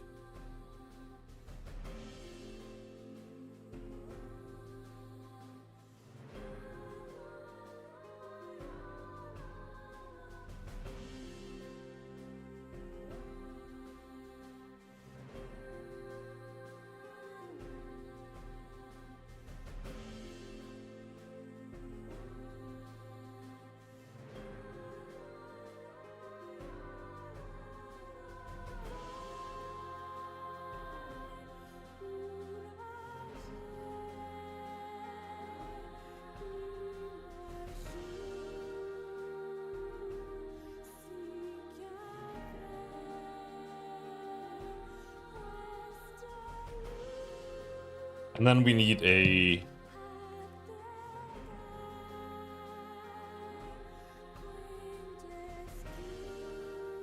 add component. It does have a text renderer already.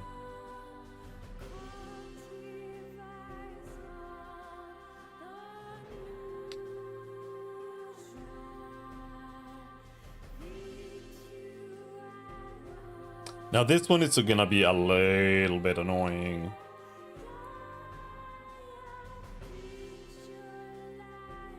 A little bit, I think.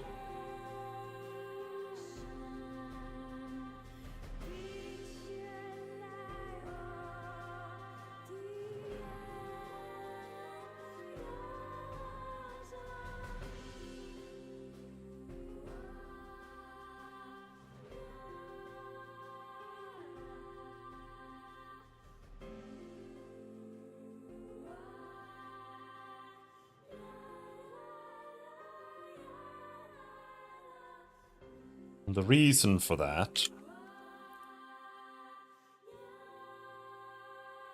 is because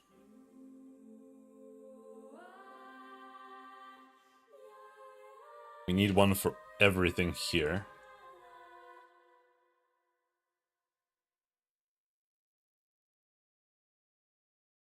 Pretty much.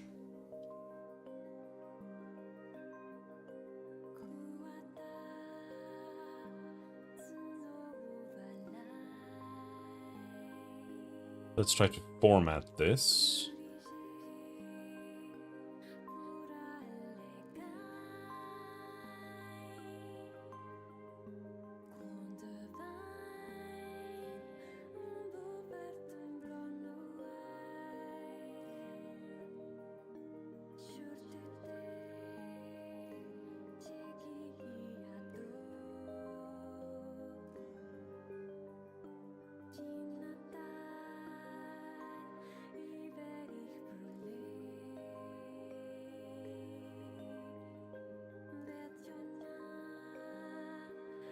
This is 1, 2.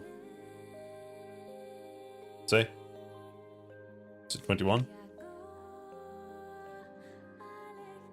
1, 2, 3, 4, 5, 6, 7, 8, 9, 10, 11, 12, 13, 14, 15, 16, 17, 18, 19, 20, 21.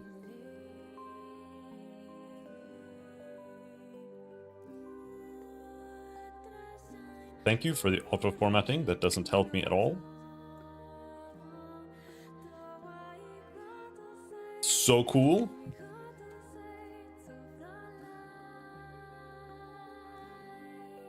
I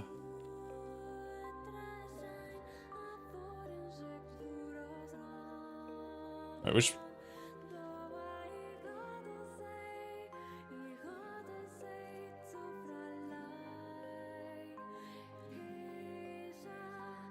Which button is it?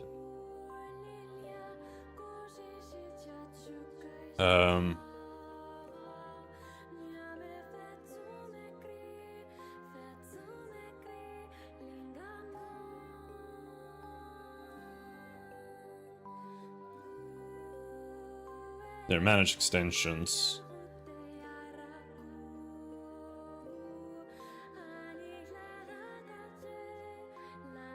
Wait, where's my thing?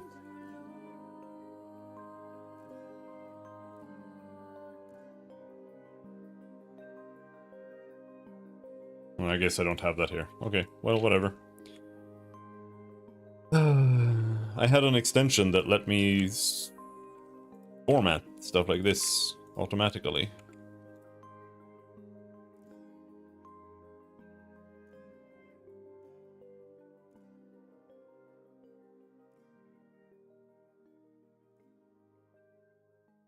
Okay, so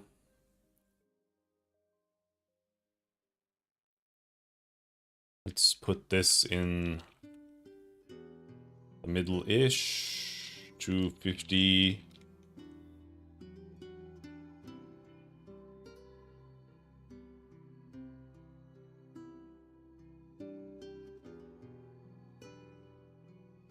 Then let's put all of these at 50 maybe for now. And then I wonder, is there a good way to like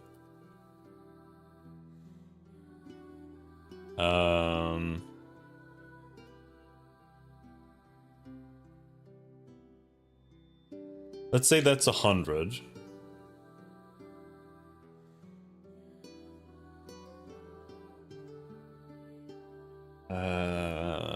Let's do this at like 200 maybe. 52. What's the size of text?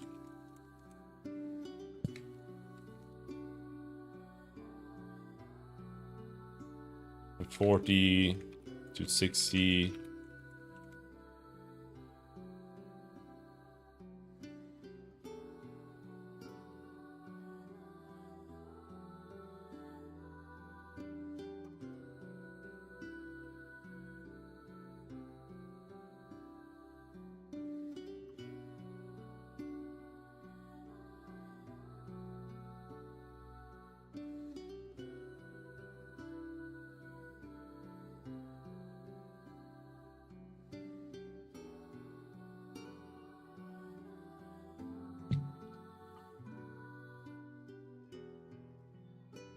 Something like that-ish.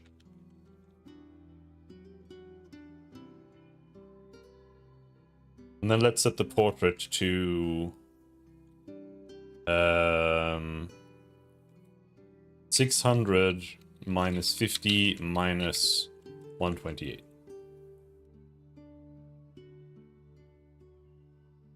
And this is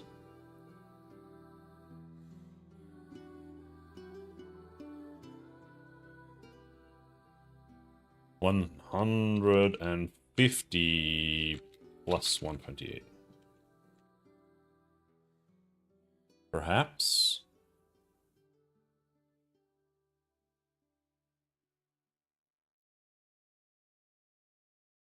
And portrait entity should be... Oh, it's setting the parent there.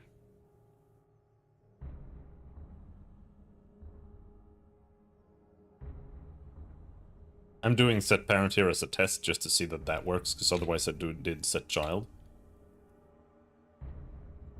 And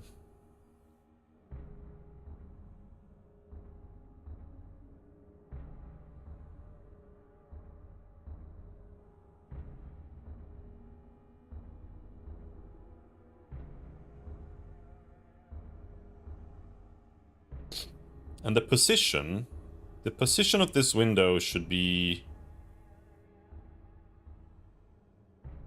maybe 0.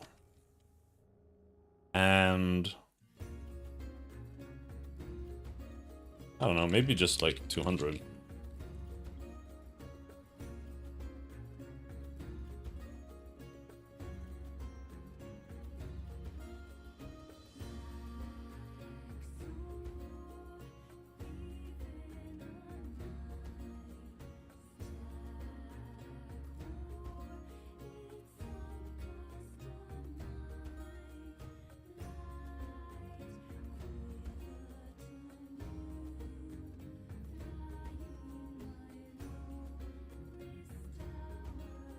I don't know if that's enough.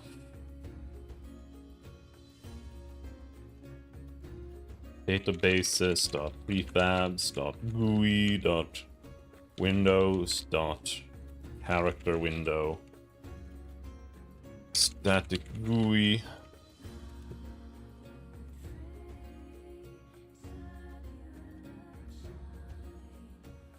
But we want a public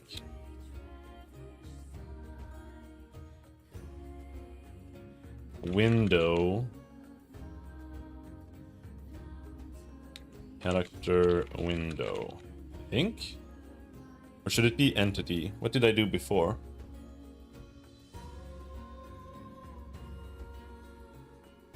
Entity hex info window event window.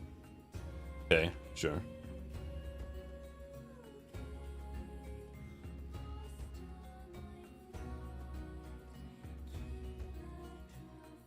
We already have a character window. What is that?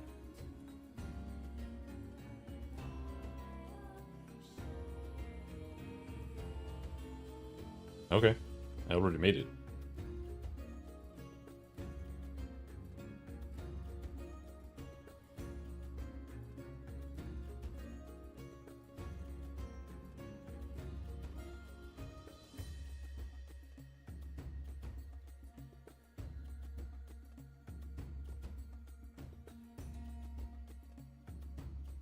It's set inside of the hex info window. And then we'll do the same thing here.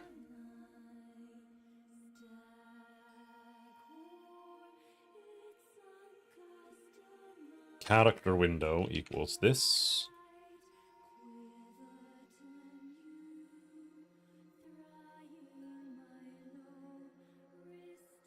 And then we need another button. Debug tray window.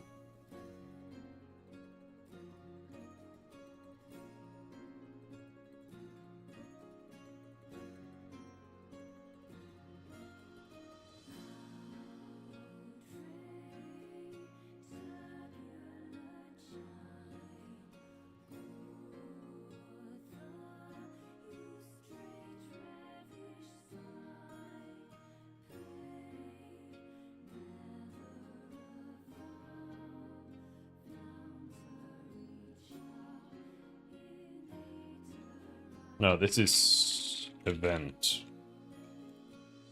Character.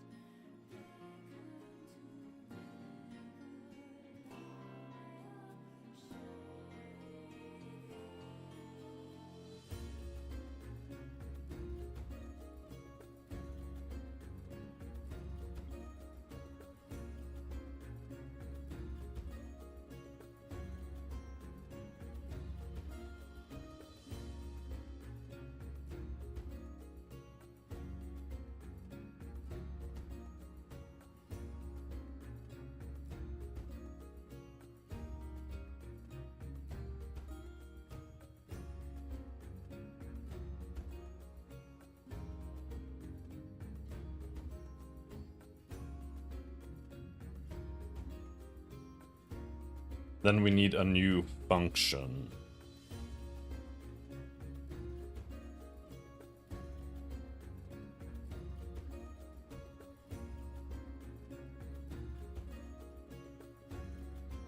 I feel like this could be a lot easier.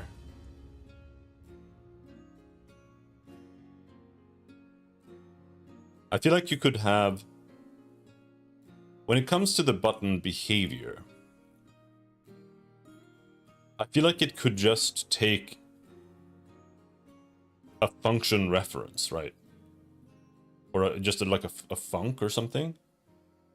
Can you actually pass a function as a reference?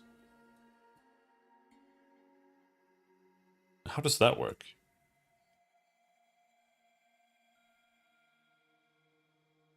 Because in that case, I could just say like, yeah, just use this func from main, instead of having to make a new class for every single button.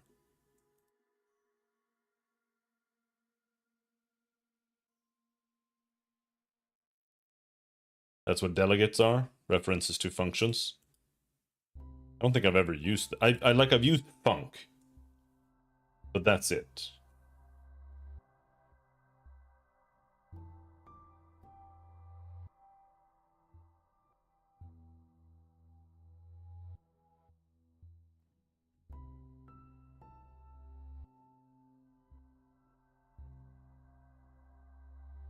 Use action or func depending on whether the function returns something.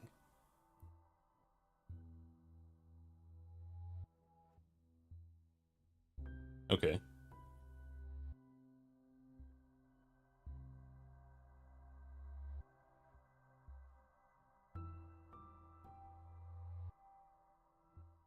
Delegate.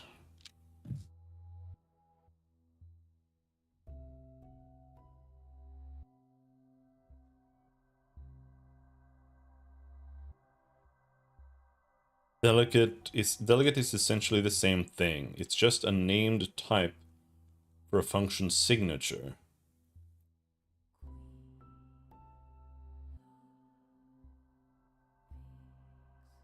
In fact, action and func are themselves just predefined delegates that Microsoft wrote for you. Okay.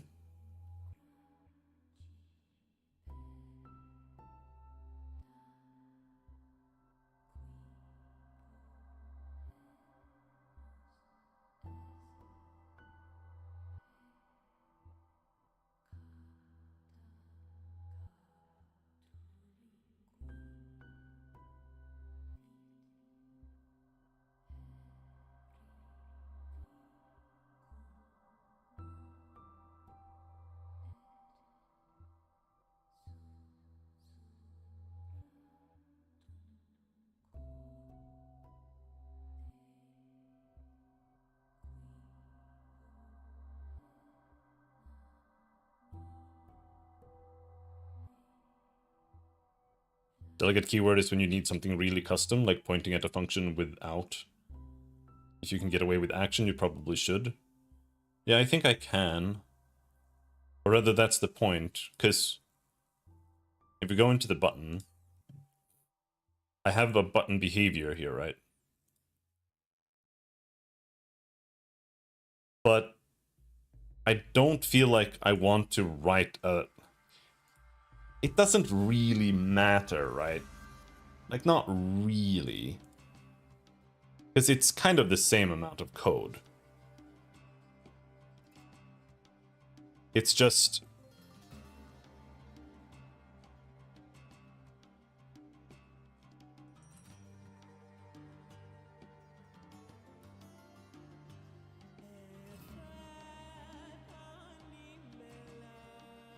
I just feel like it could be more lightweight to just have an action that gets called, instead of it, like, setting a class as the behavior. For some things. But... it's also... I don't know if it matters. That's the thing. Event window debug. See, this button behavior here, it needs to be... it needs to be changed.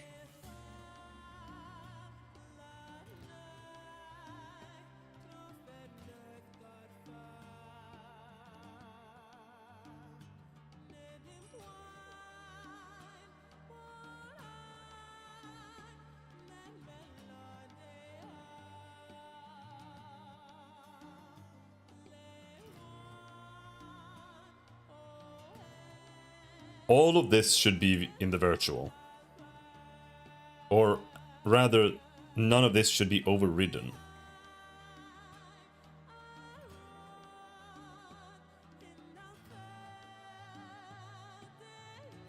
This is trigger. Let's go to button behavior, and we'll say public virtual behavior. No. Behavior. No.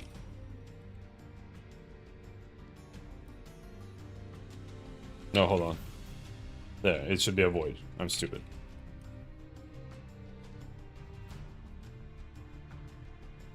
And...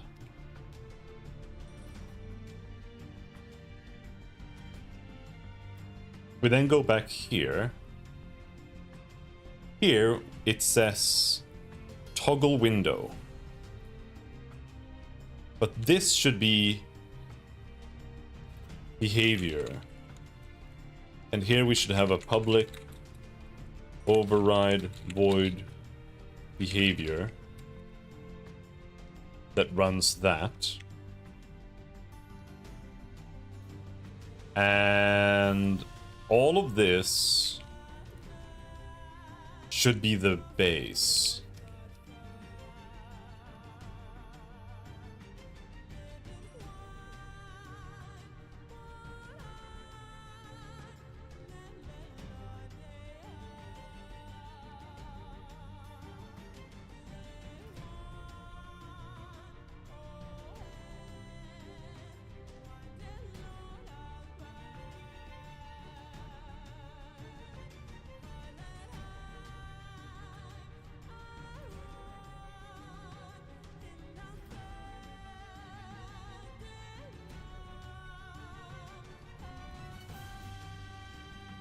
More or less.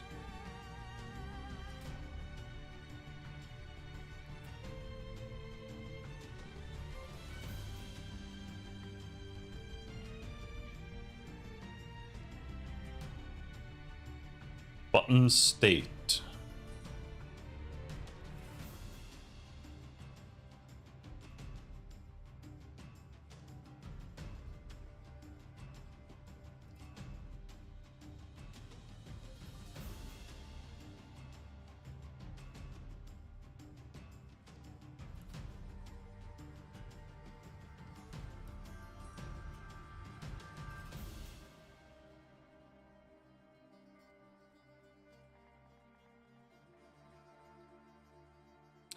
There.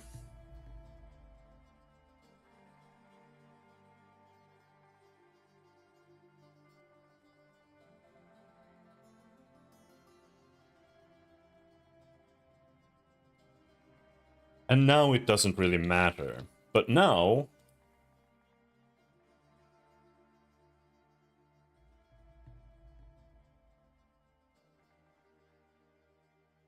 I kind of want this instead.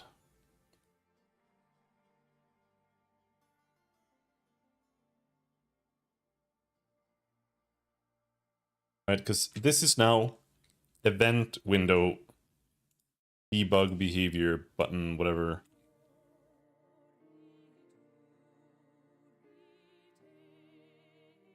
Behavior database.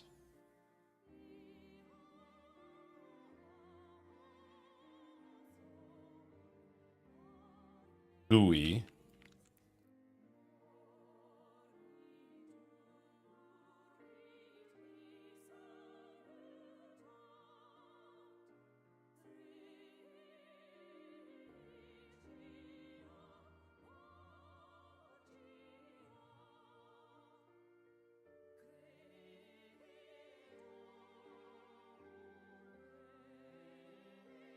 And then we just keep them here.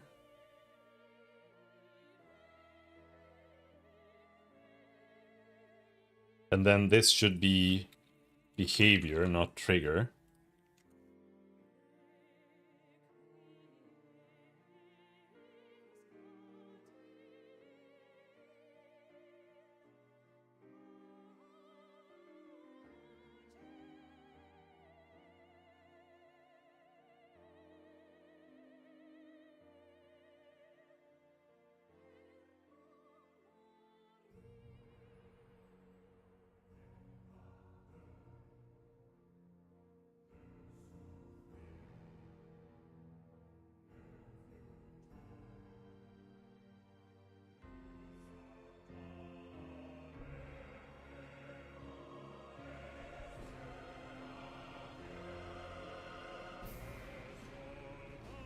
And now we practically have solved the issue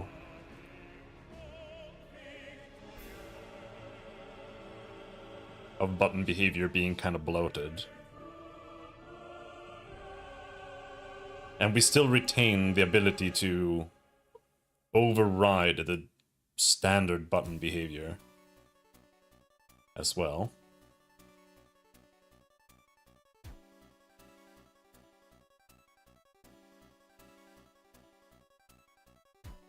But now this is going to have to be new behavior database .gui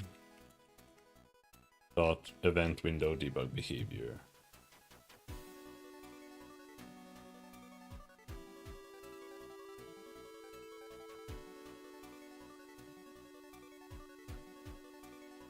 And this is character, open character window. Let's rename this toggle character window.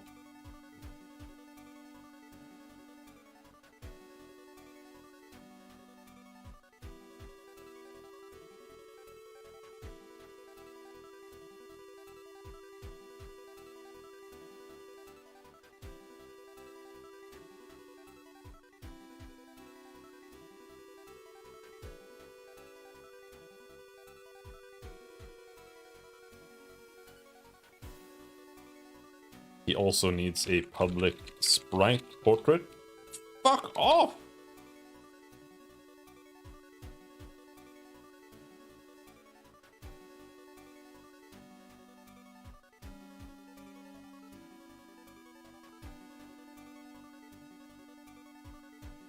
Okay.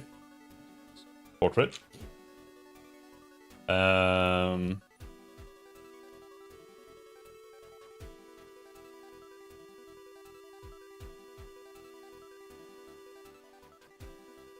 And we should feed that in sprite portrait.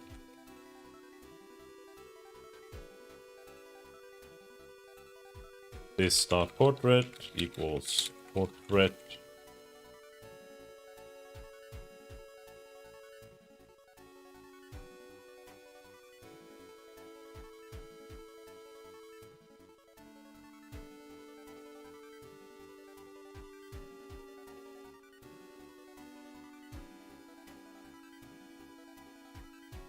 So this is meant to be a randomized character.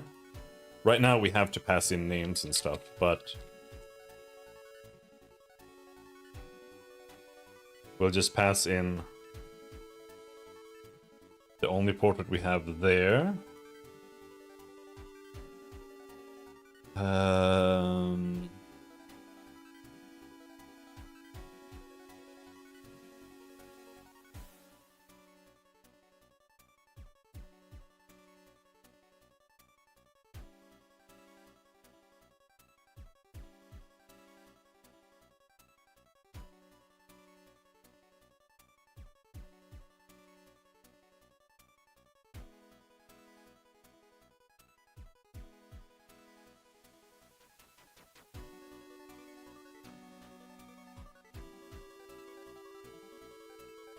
But yeah, that has nothing to do with the window.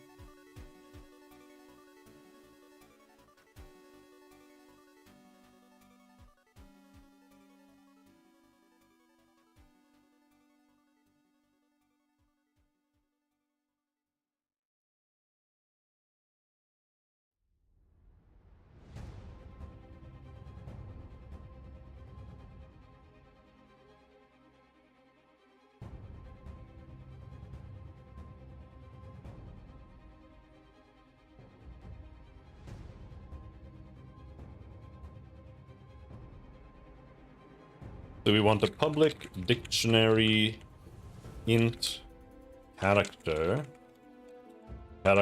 master dict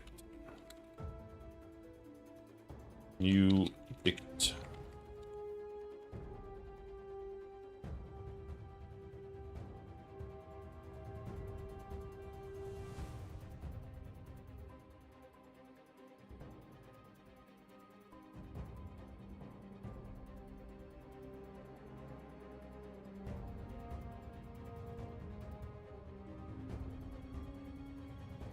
And then whenever a character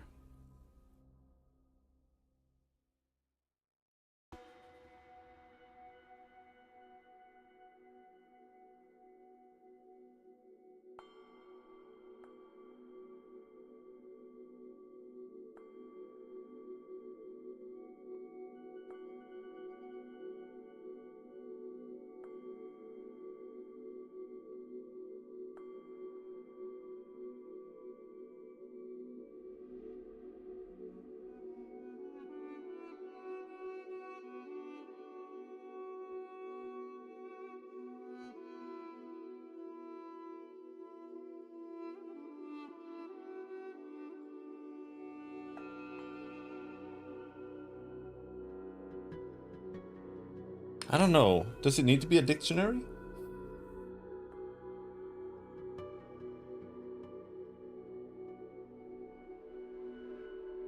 Yeah, I think so. I mean, I think everything like this, characters, entities, whatever,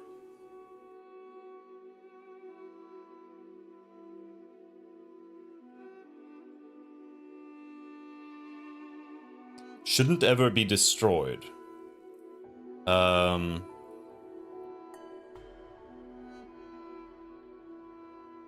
They should just be reverted to a pool object. And that pool object should still maintain its ID.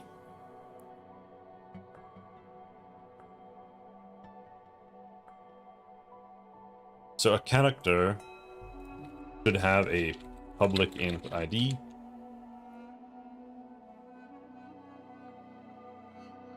Or rather, it should be a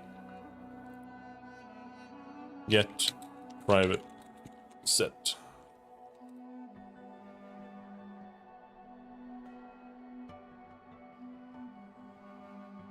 And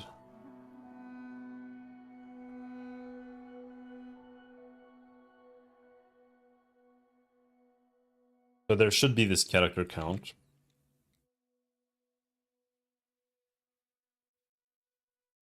Counts are used or should be used to generate pool objects with permanent IDs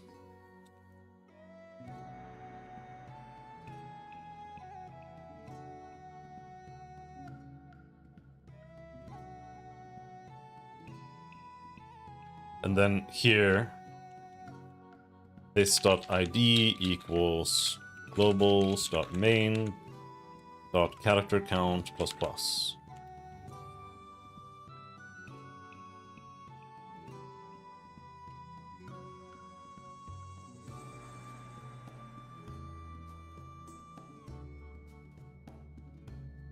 Public void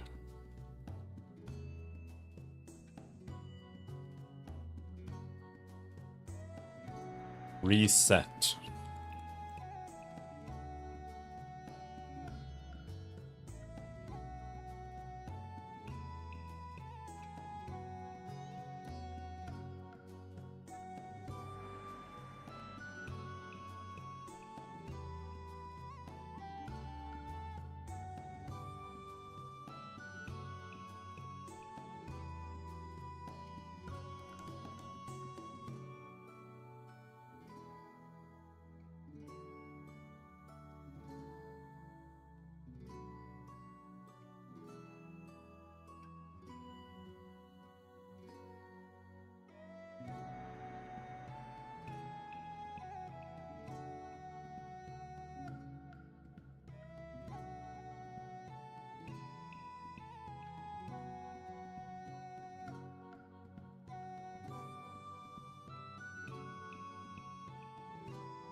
I don't know why I even did this. Why is age a getter and a setter? Why did I do that? There's just no point.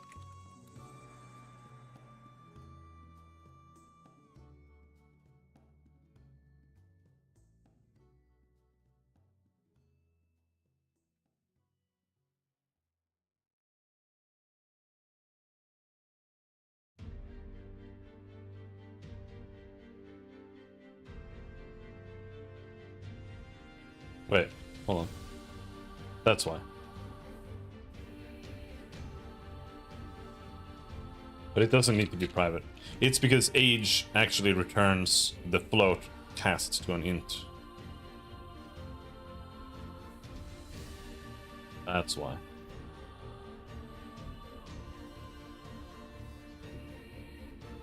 And then I don't know if we bother resetting all of these to 0, because it doesn't matter.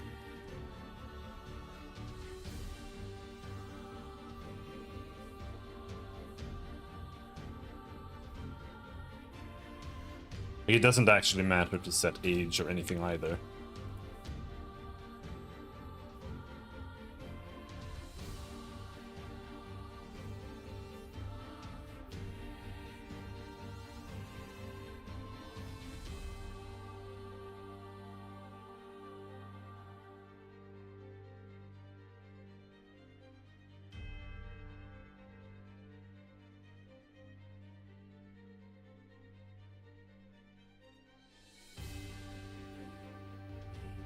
Now, there's a priority queue.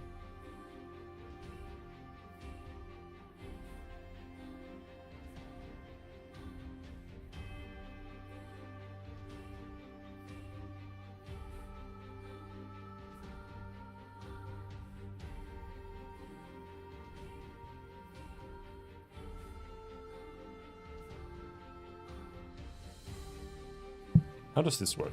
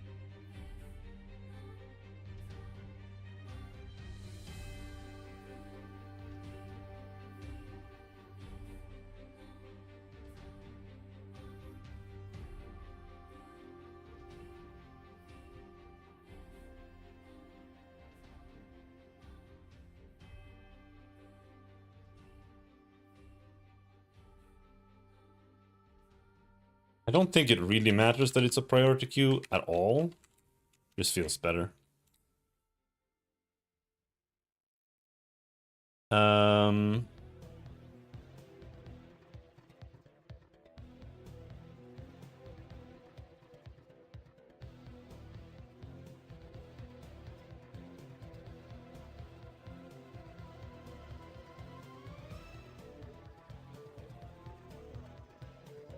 Character queue, character pool dot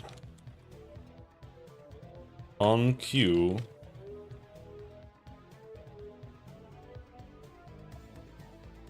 How many should we start with? 20, maybe? Oh, Charles.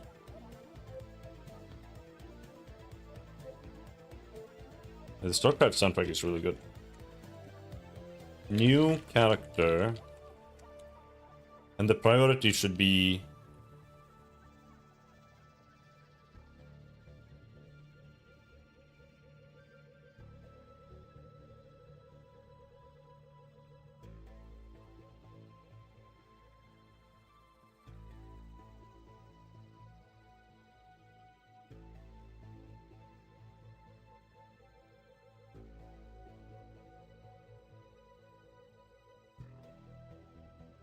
And then this new char.id.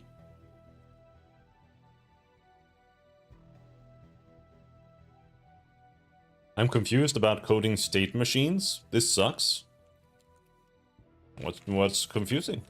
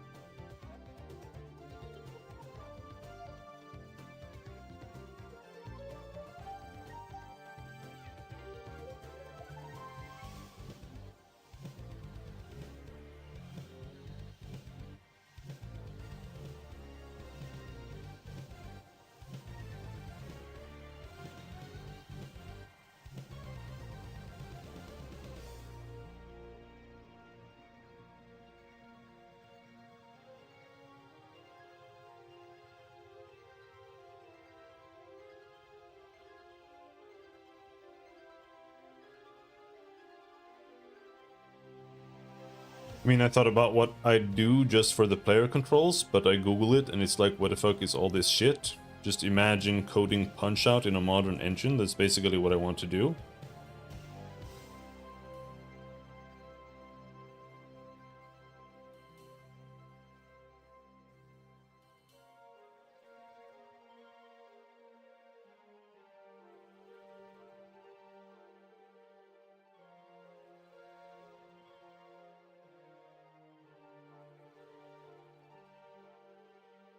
Yeah, it's actually really easy.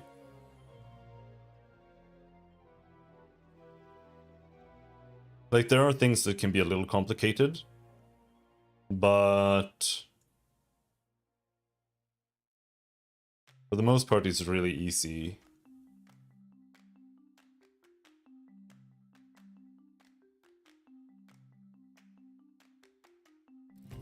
The state machine is literally just like... You just give your character like a state type that just says like idle. I get that a state machine is better than a bunch of if statement checks. No, a state machine is just a bunch of if statements checks. More or less.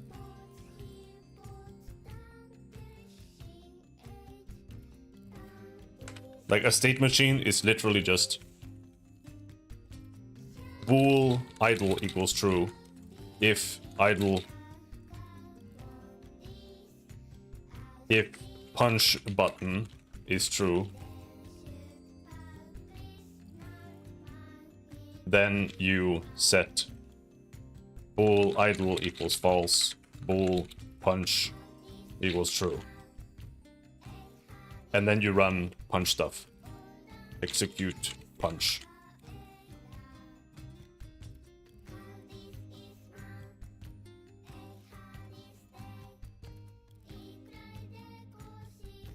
More or less.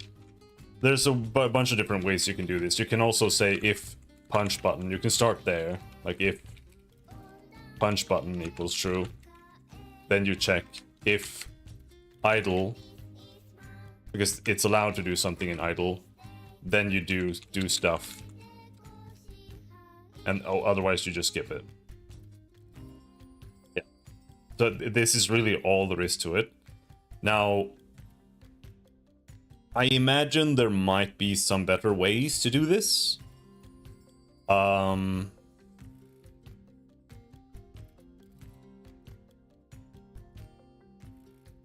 Where, for example,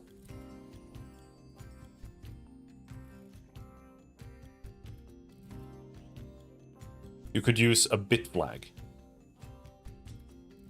Because the issue with this, right, is that if you end up having tons of different actions, like let's say you're making a fighting game, and you want to be able to get hit, then if you're doing it this way, then you might need to have a bunch of states like, I'm doing a Shoryuken, or I'm doing a Hurricane Kick, or I'm doing a Light Punch, or I'm doing a Light Kick, etc, etc. And you might end up with like 1,000 different inputs like that. And at that point, you need to find a different way to do it to some degree. And then you can do something more like, you can if when you create an action, like let's say you have a punch as whatever, like I don't know, is it a class or whatever, I don't know. Then you can have an enum. I have my enums here. Right, so you can have a public enum character states.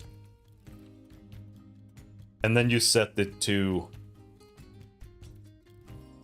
0, idle equals 0. And then you can set it to like walk equals 1. Crouch equals 2. Run equals 4. And see, this is the important part, where it goes from 1 to 3 to 1 to 4. And then you can have attack equals 8. You can have like damaged equals 16. You can have dead equals 32. And with this, instead, you can set a character states thing.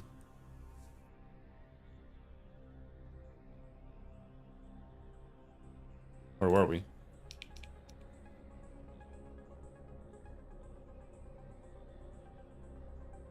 Character states. Character state equals idle. And then you can use something called bit flags, where you can then set the character state. Well, you probably don't even need to use bit flags here, but maybe. But you can just set the character state to character state dot attack, or attack. And that way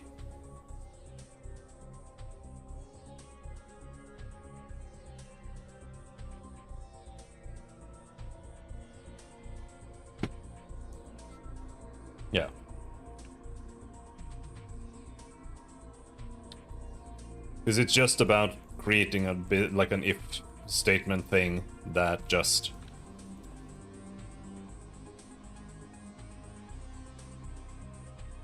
prevents you from like attacking while you're in the middle of an attack. It's not hard at all. It's a little complicated to do it right, maybe, but it's not hard at all. And it's nothing that needs to be overcomplicated either.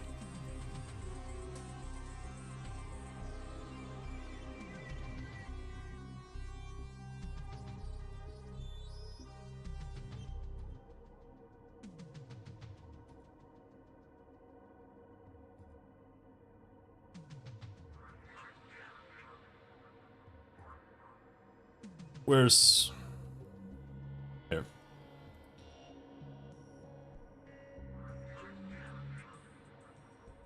Maybe part of my problem is that I've never used classes and it tells me to create classes within these scripts. Every script is more or less a class. I mean, I don't know how Godot works. It's garbage.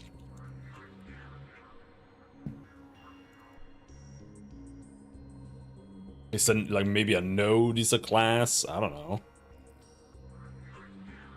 I don't really understand what class is.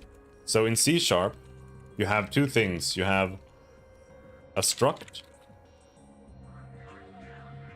and you have a class. And they're kind of the same thing.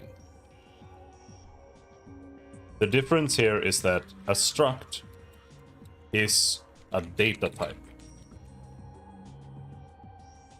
while a class is a reference type.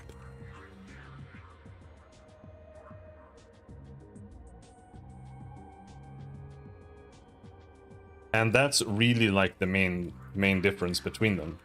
And what that means is that the struct just contains data. So if you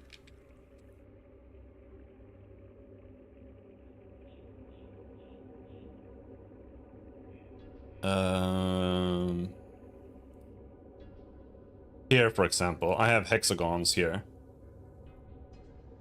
This is a struct that I'm using inside of my grid matrix.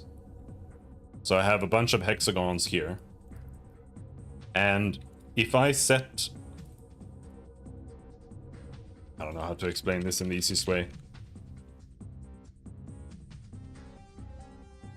If I have a hexagon called hexagon 1, and that's now a struct, right? And we have another hexagon called hexagon 2, and that's also a struct.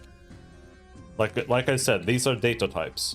So the way it works is that if I say that hexagon 1 equals hexagon 2, what happens is that all of the data in hexagon 2 is copied and assigned to hexagon 1. So now you have... Now hexagon 1 and hexagon 2 are the same in terms of the data they contain. While if they were classes, then setting new hexagon here would create a new class instance in hexagon 1. And in hexagon 2, it creates a new class instance inside of hexagon 2, which is, you know, it's kind of the same at this point. Like, it's just, it contains its own stuff. They both contain their own stuff. But if I then set hexagon 2, or I assign hexagon 2 to hexagon 1, then they're both hexagon 1.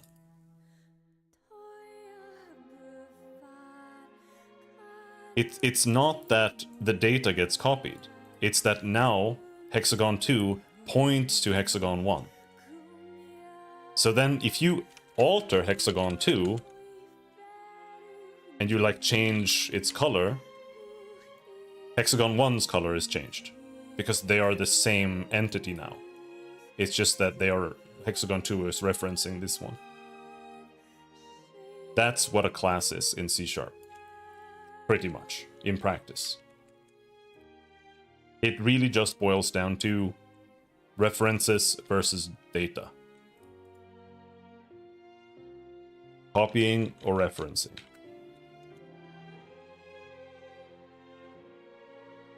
And that's where like classes are useful, because you can just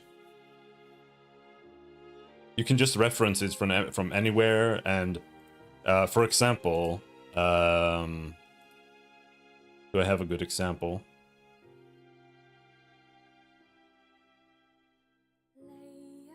Like here in my components.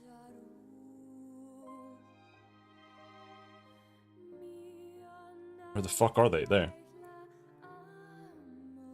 In my component, I have a base entity here. And the base entity it's a class, right? And that means that I can just assign the entity that this component belongs to its own like base entity variable here. And because entity is a class, that means it can just reference the entity here. So you can just access it and edit it through the component. But if this was a data type, then it would just have everything copied in, and this would just be like a local copy of whatever data was inside of it. I don't know if that makes sense, but that is it. It's very simple, but it can still take a while to wrap your head around.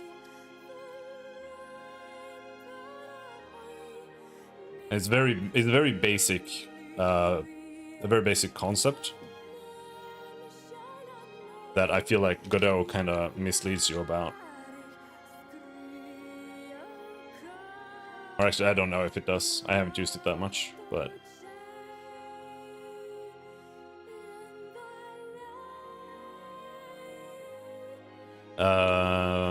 entity pool. Entity equals new. Entity equals new entity. Entity pool dot enq. Entity ID.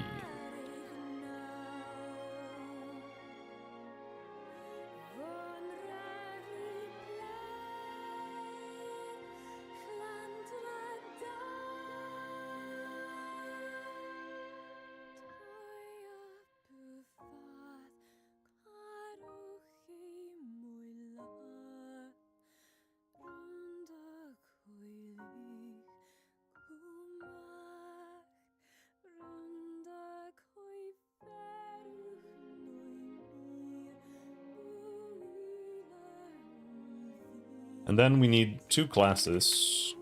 Public entity fetch entity from pool. Return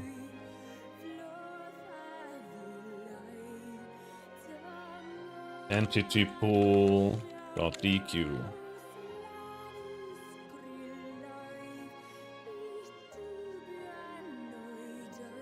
Public character fetch character from pool. Return character pool dot DQ if character pool dot count is greater than 0 or equals 0, you can say, then public void expand pool. Expand character pool. We don't have so many pools that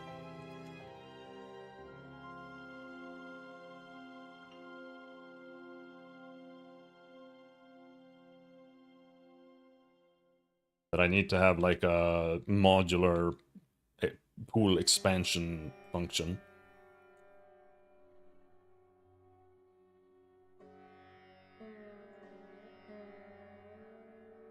Actually, maybe we do that. Maybe.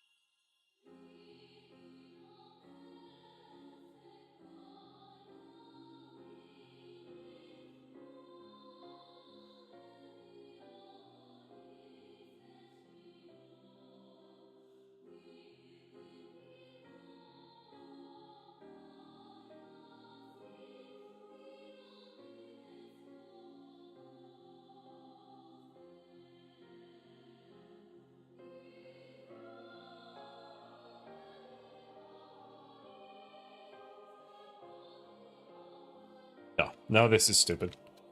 It's too complicated for no reason. Character pool dot on queue. New character. Well, actually. Character equals new character on queue character.id.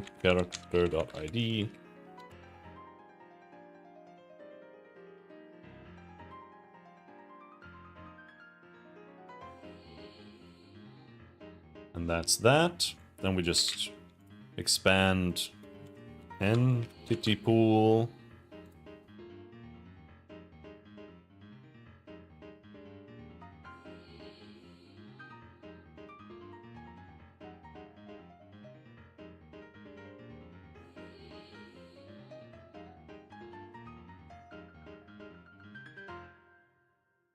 Yeah, oh.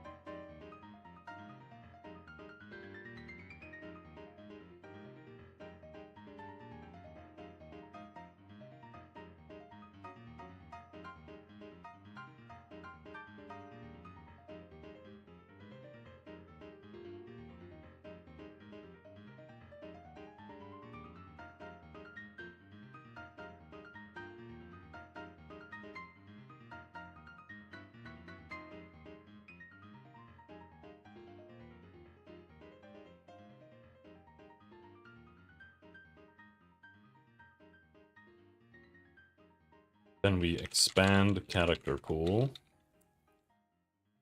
by 5, maybe. If entity pool not equals 0, expand entity pool by 5.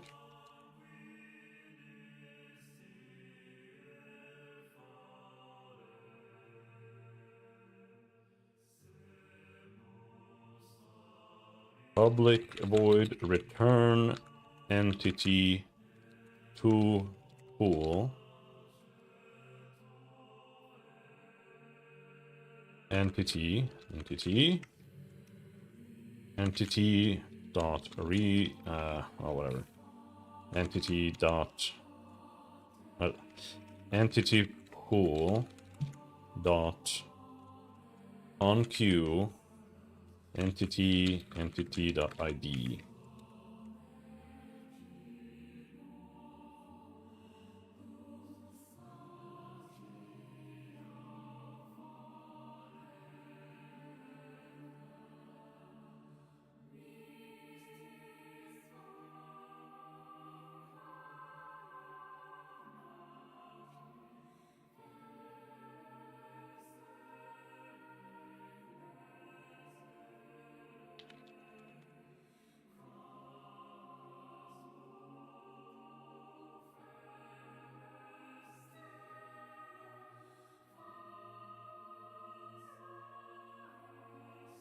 And now they obviously need to be disabled and stuff, but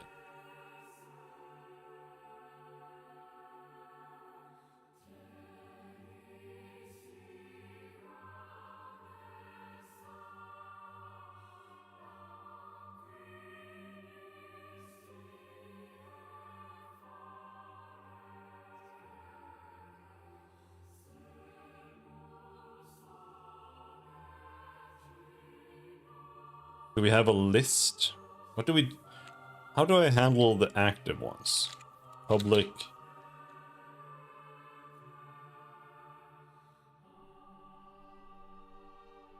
Sorted list? Does it matter?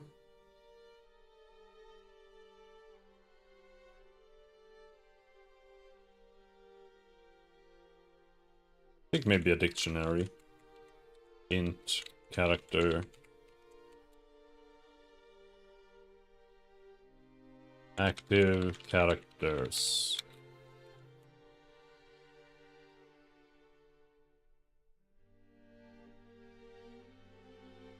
This is on the Godot website. Says assigning class is useful, so you no longer need to use Godot built-in functions.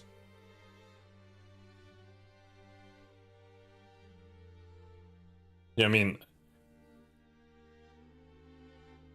honestly, I assume that Godot is meant to work that way, that you are supposed to have links from like one node to another.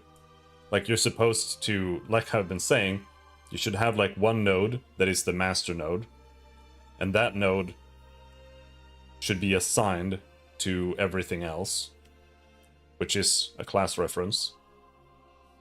That way, all other objects can access all other objects, more or less, from that master node.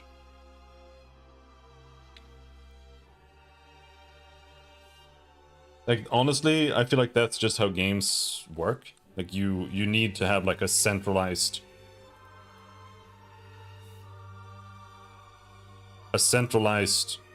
object that you can run everything else through.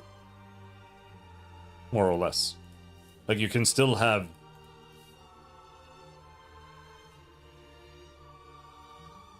You can still have, like...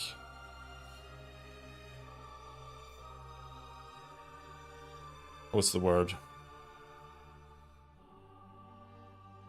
Like, self-contained functionality within the object. But that's not always enough.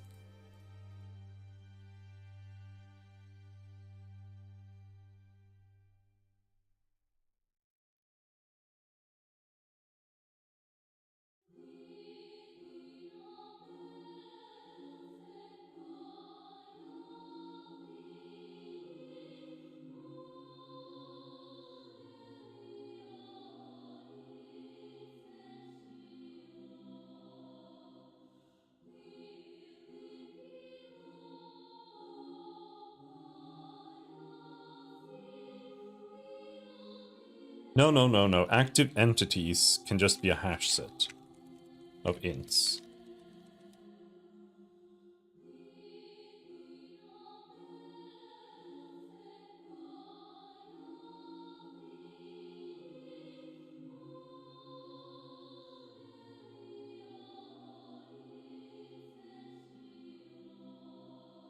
Hash sets are something I've only newly found, so I'm not super used to them.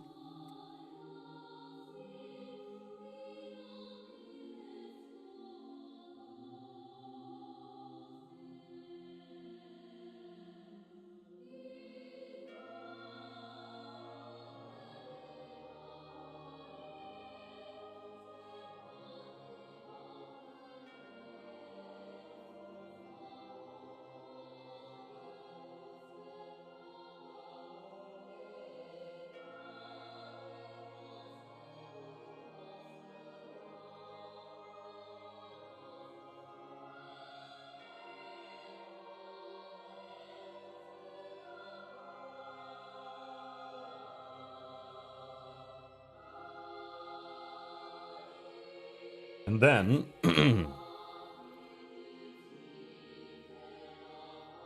fetch entity from pool. We're gonna say, actually, we're gonna say entity equals entity pool dot dq. Then we're gonna assign it to active entities dot add entity dot id, and then do that. Active entities dot remove entity ID.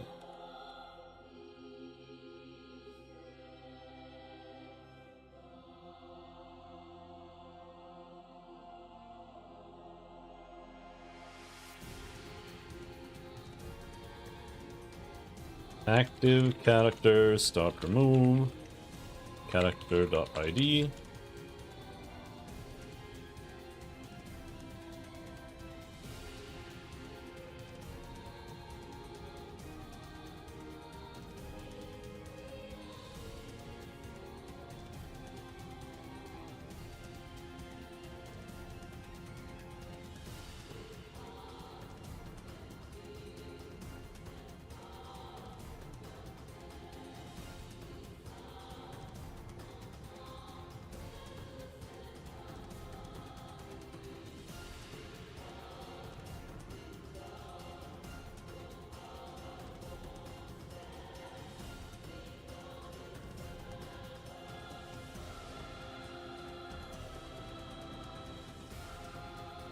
System, I fucking hate this. Why? What is system Windows forms?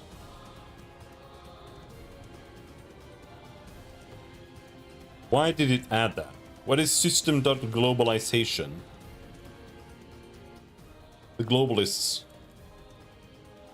Framework.content. What is in content? Oh yeah, no, that's actually content. Fair. I hate that it adds things automatically. It's so ass.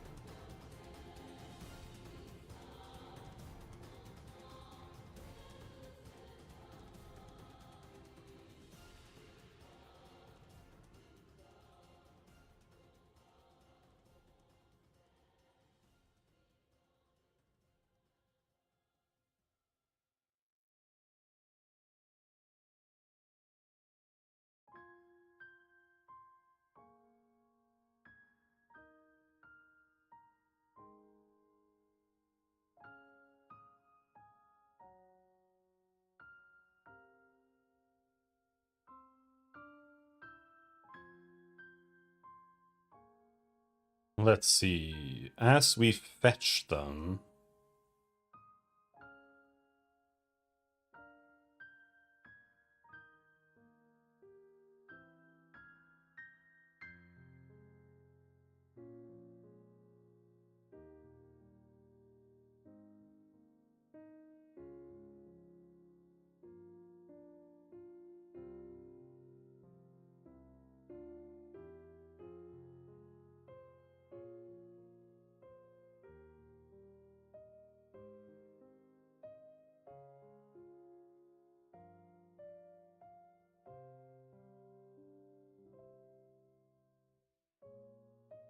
public void deactivate. Then that's just gonna say component list.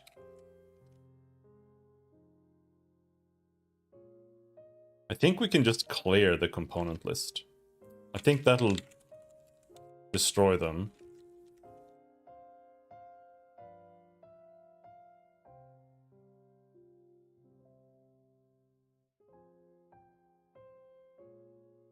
And then for children,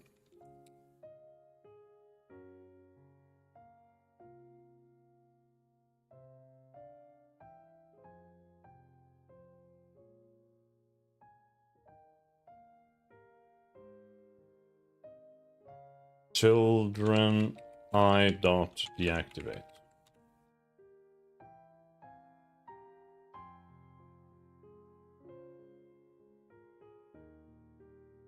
But I think that this shouldn't just say clear. This should say for component list account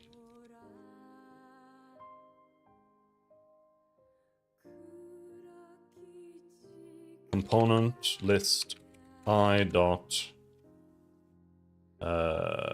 component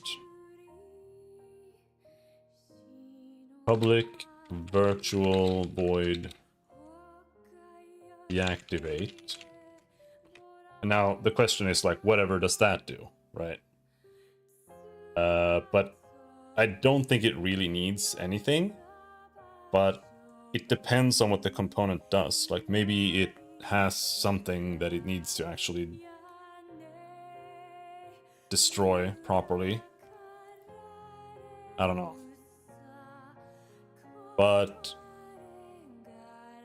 I think it should be fine. But we'll just add that just in case.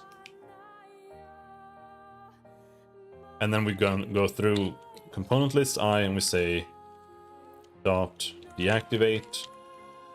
And then we say component list dot remove at I minus minus.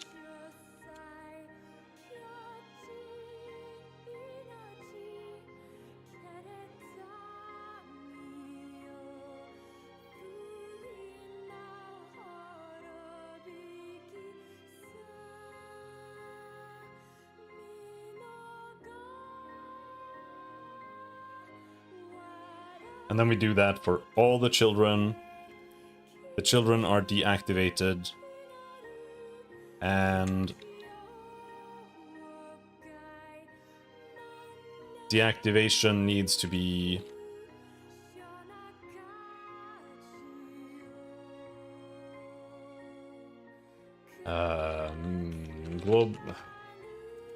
main controller dot return entity to pool this.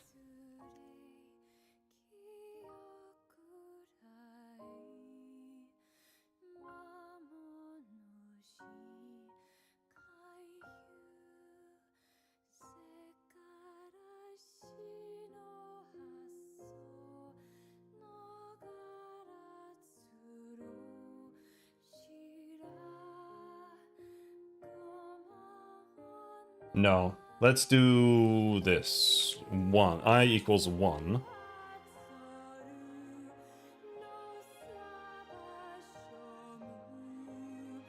And then we do that. Starts at 1 to maintain transform. But then we'll also say transform dot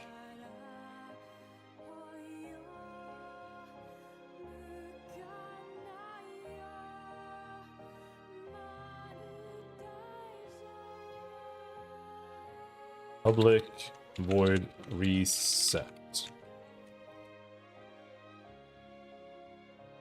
Local position equals vector 3.0. No, what? Vec2.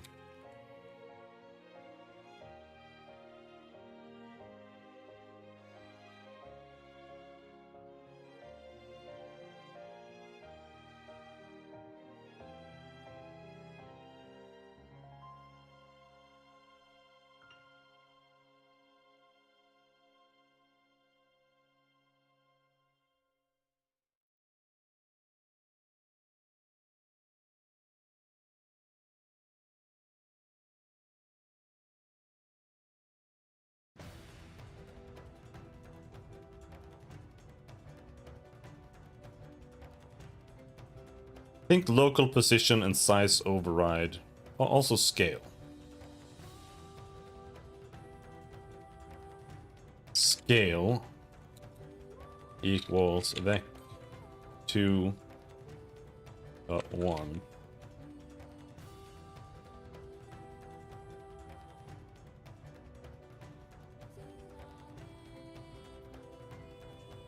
I don't know what I was doing with this stuff.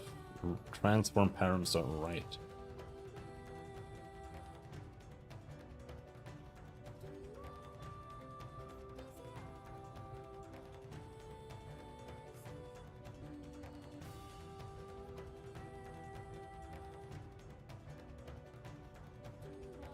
Transform dot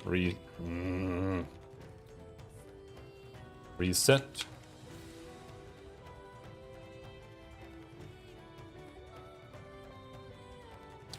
Is enabled equals false.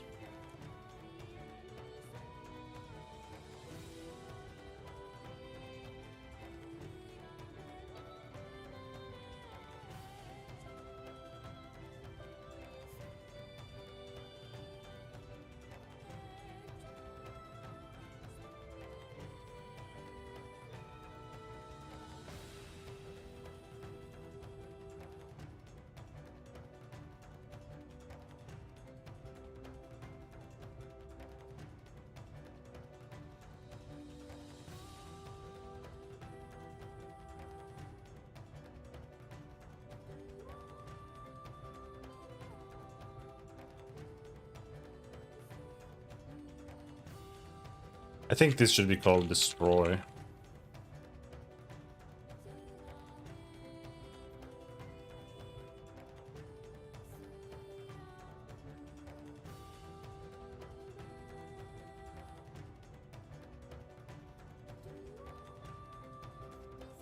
Because deactivate is too similar to is it enabled or is it not enabled.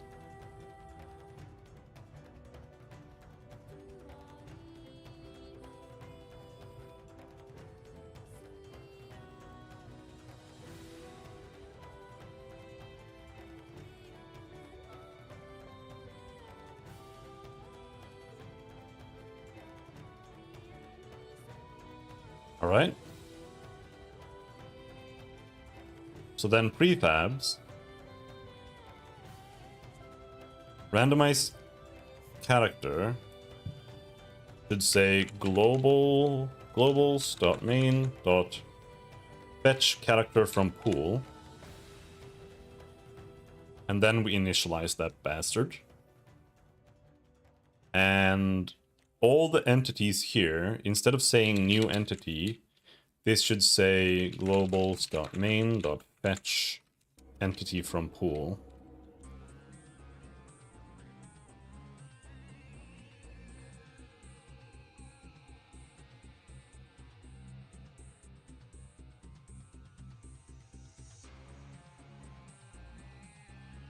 But then we need to see entity window entity dot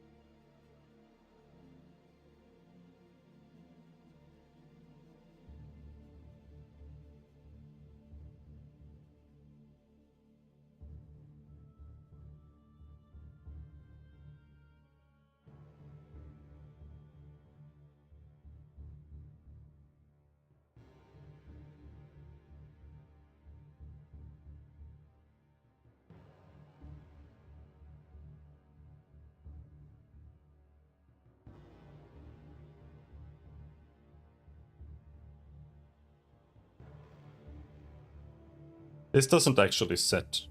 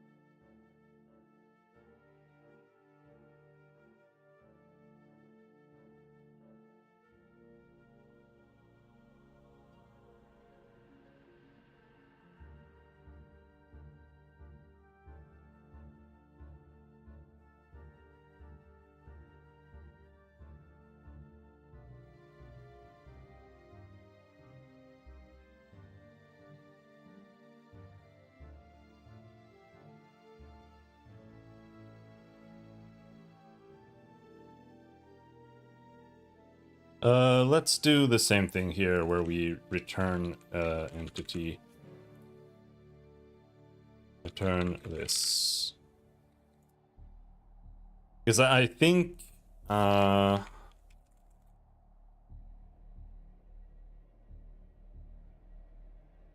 this fetch entity from pool returns the entity and sets it here. But if I do dot set here without dot set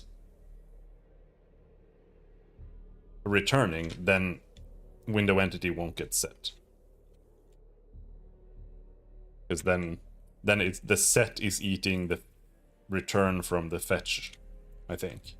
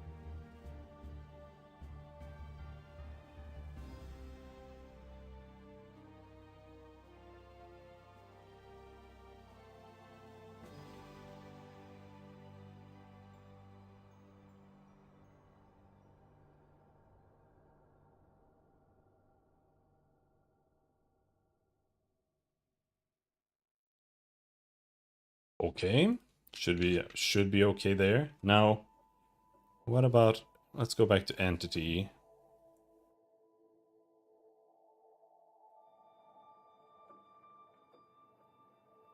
On destroy, we are destroying the children. And once the children are destroyed, then we clear the children's corpses.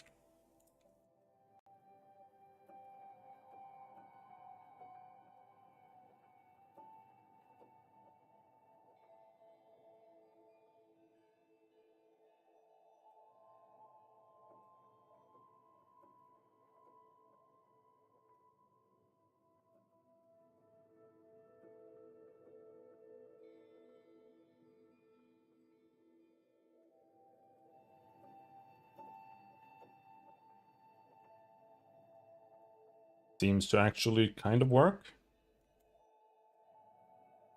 We don't have a portrait. For whatever reason.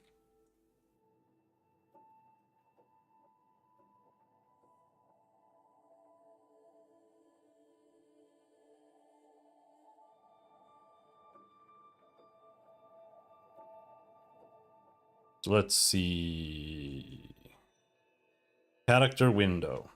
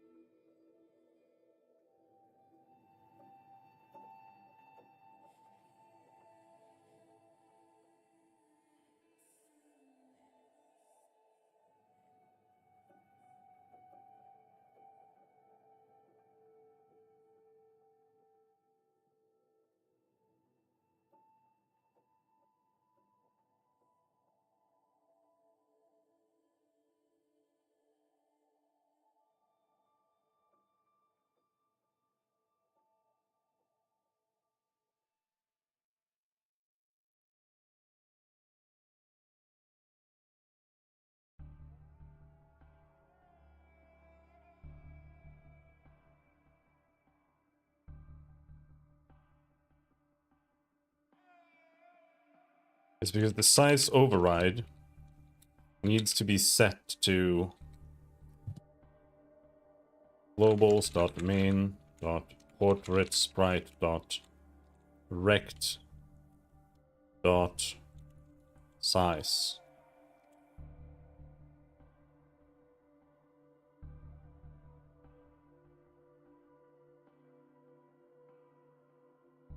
Nope.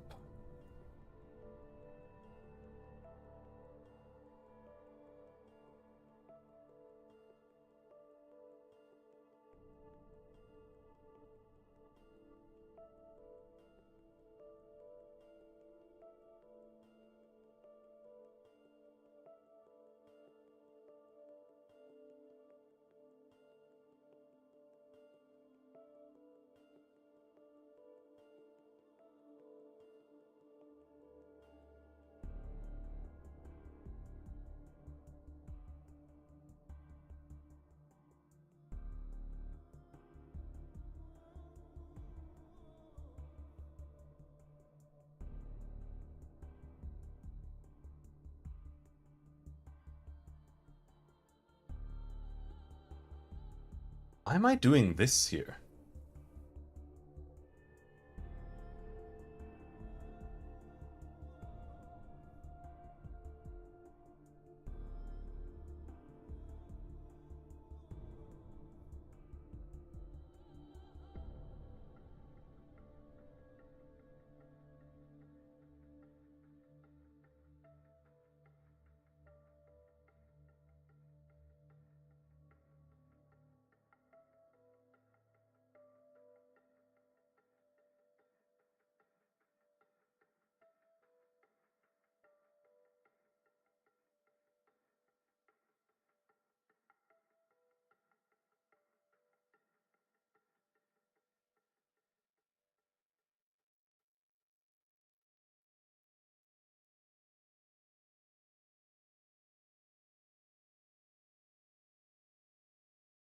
Okay, so what am I doing here?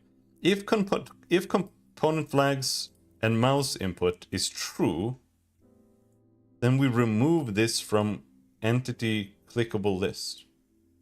Wait, what am I doing here? But also, why does it work on the other ones?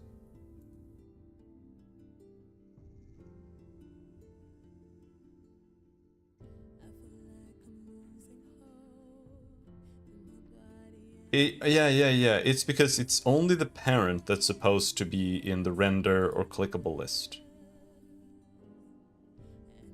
That's why. So if it has a flag, then we remove it.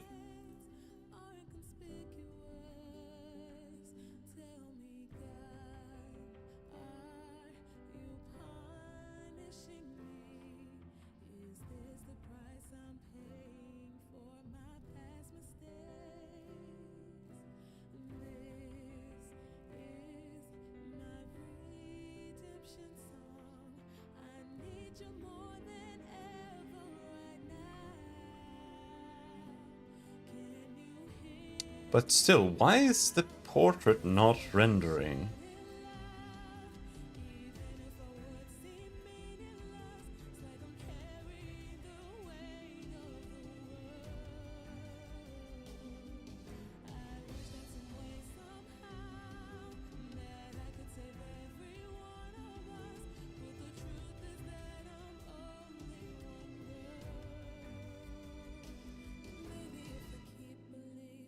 The size override shouldn't matter. But what if we...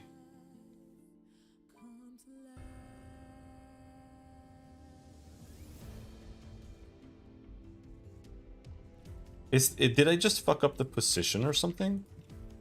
Let's just set the position to be 0.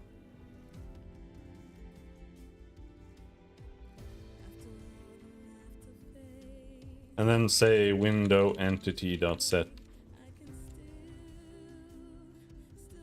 Add child entry.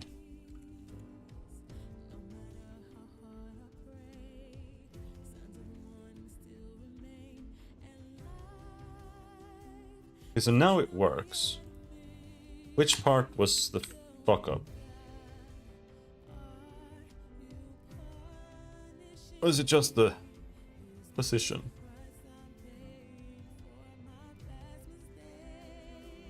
It was the set parent.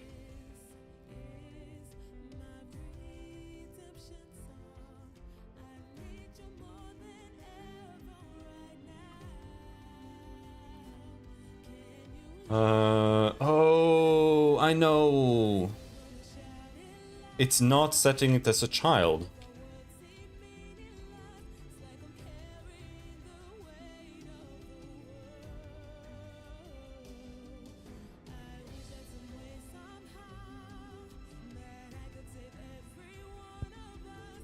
That's why.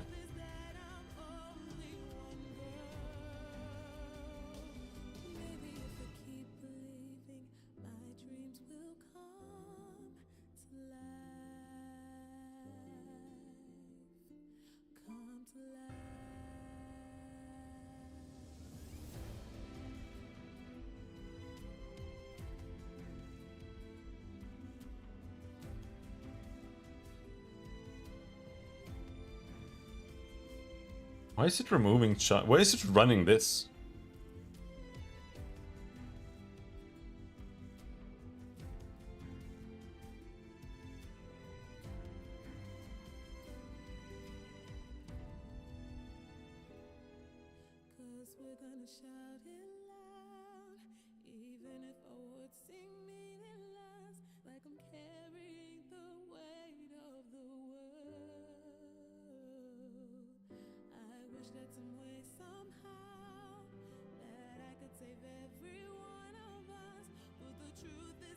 Can you see where it was called?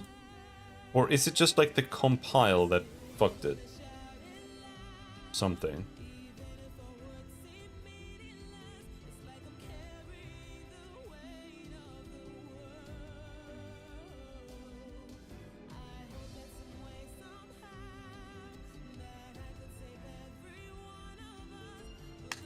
But yeah,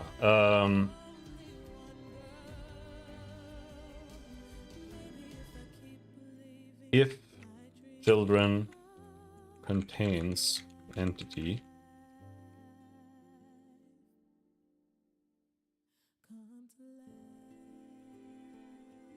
I guess.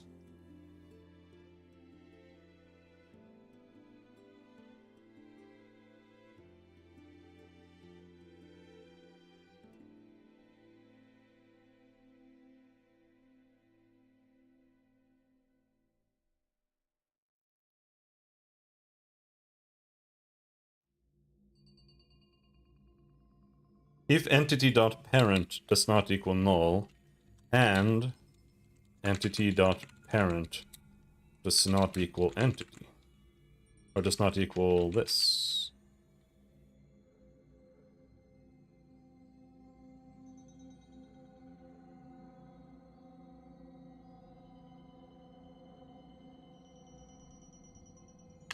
Or I think we should say...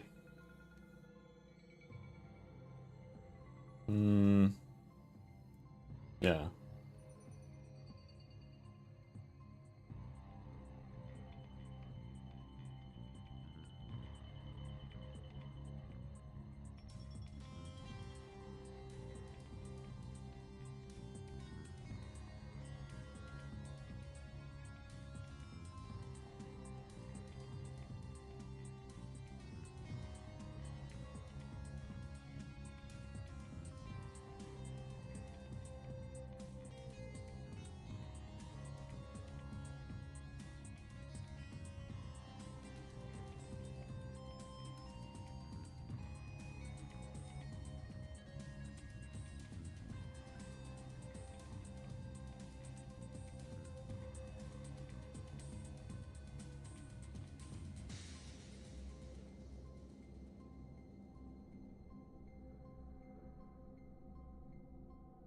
I think this is giga recursive.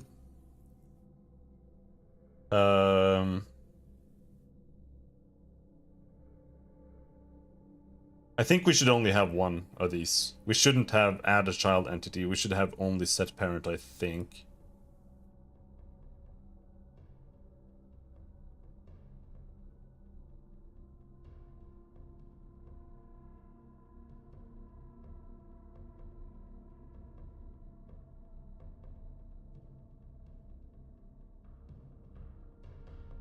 So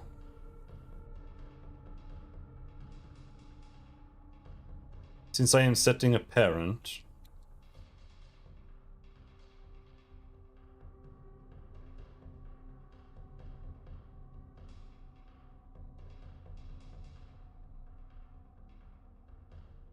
we should have this add, but it should be a private.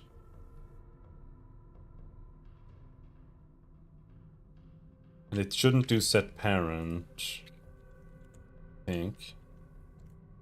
Hold on.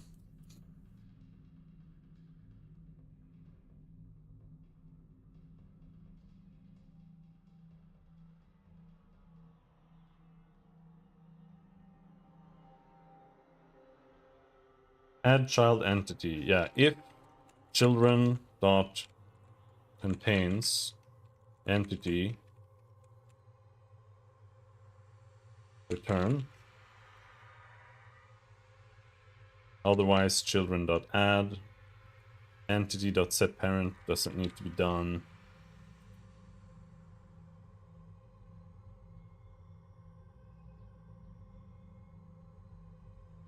And this doesn't need to be done.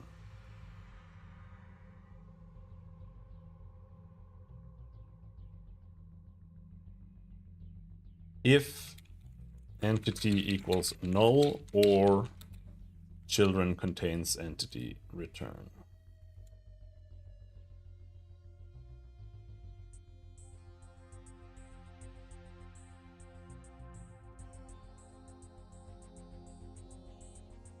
Set parent. Actually, let's not do entity equals null. Set parent. Parent equals entity.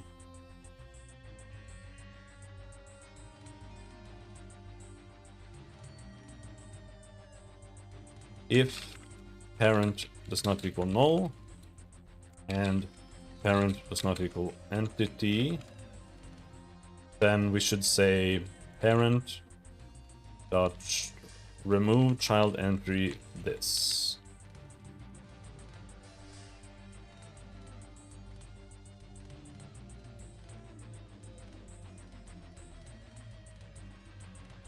And we set parent to the new entity. We add this to the parent's child entity.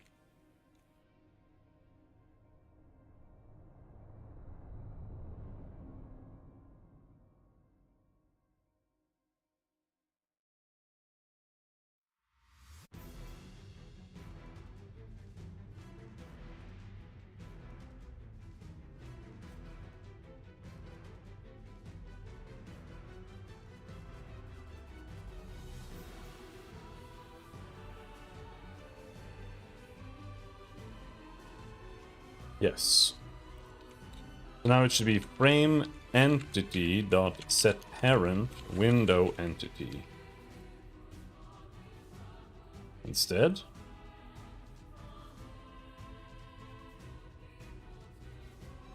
Button entity dot set parent window entity.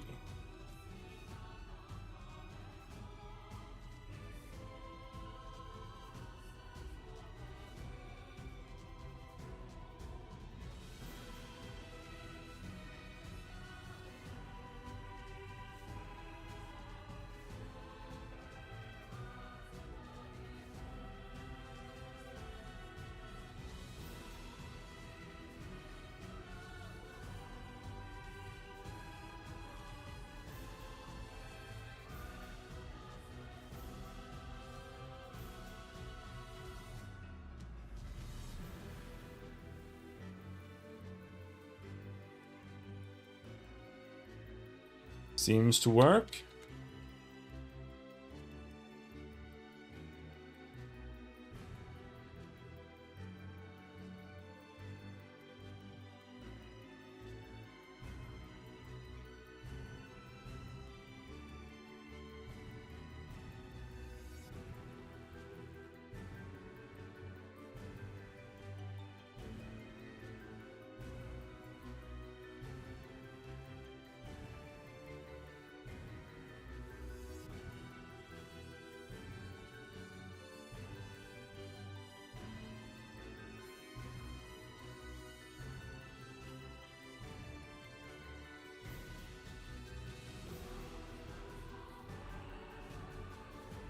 Oh, is the text renderer kind of fucked?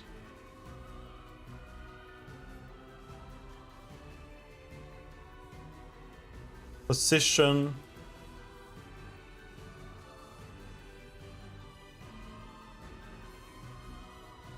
No.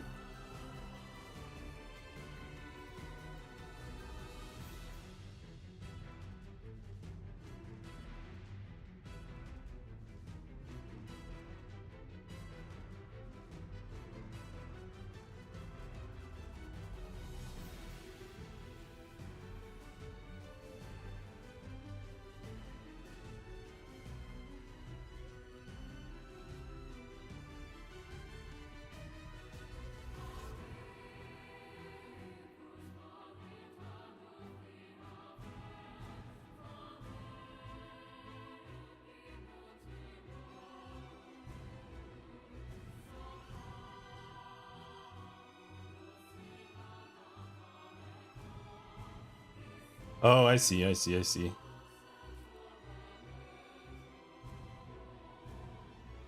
That's what.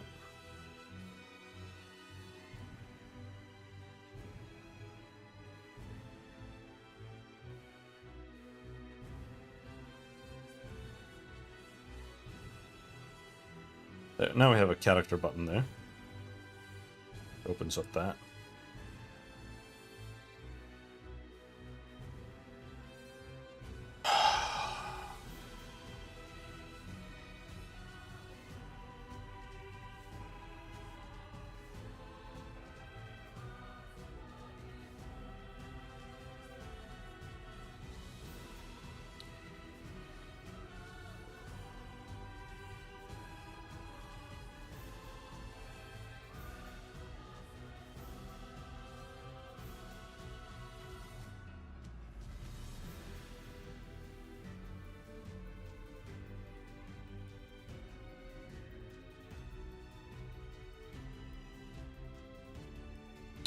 I think that's gonna be it.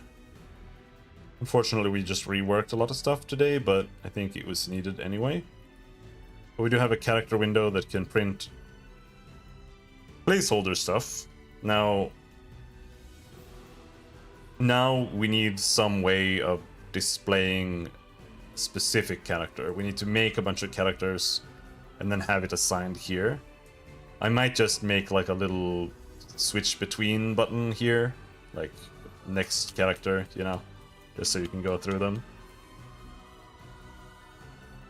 But that's not how it should be. The characters should be accessed through some other interface or some list or whatever, but I don't know how I want it to be, so we're not gonna do that yet. Just need to be able to display them and show their stats for now, and then later on we can decide what stats to keep, what stats to add, what stats to show.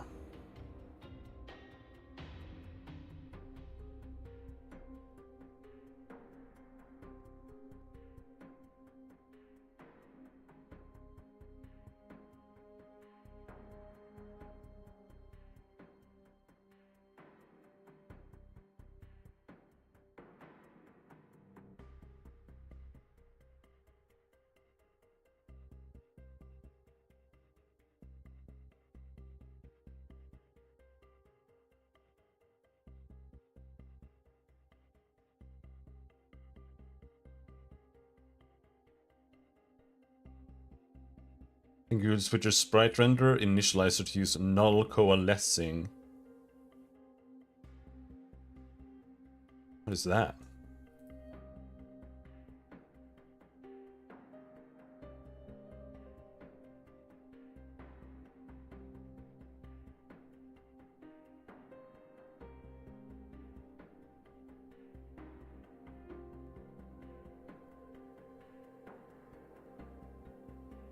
Color question. Wait. Let's try. Color question mark color not white.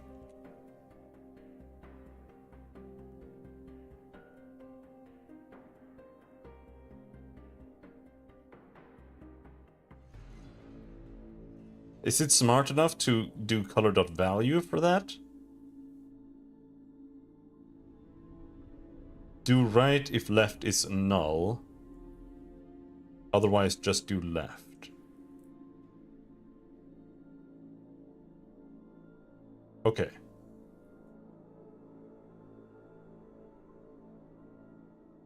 Okay, so we do color.value.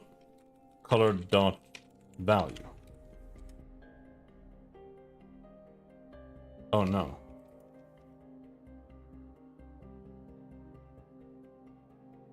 Does that work?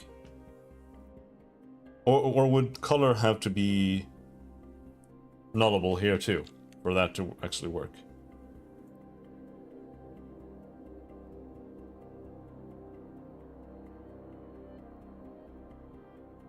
Or is it smart enough to set color.value to the struct?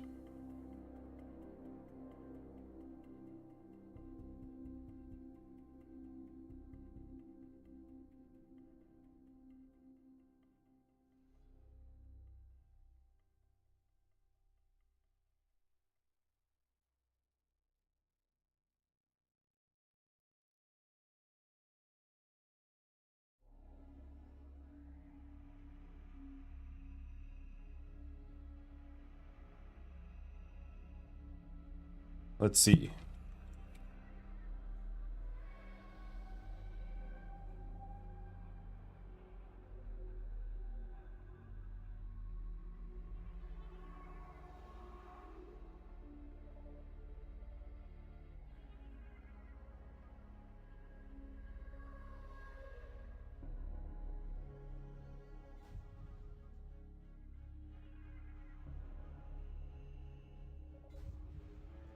Color.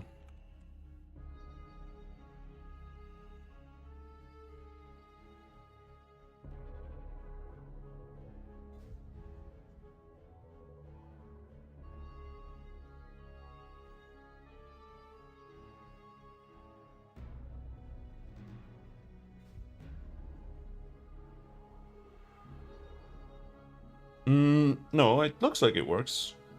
The question mark operator handles it automatically. It unwraps the nullable for you. Okay, no, it's supposed to work. Even without this being nullable. That should work. Sure, yeah. Why not? Why not? And what was that called? Null coalescing.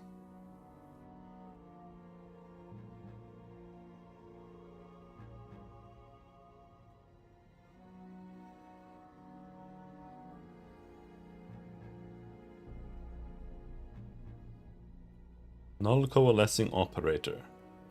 There is also a related one, question mark, equals, called the null coalescing assignment operator, which only assigns if the left side is a null.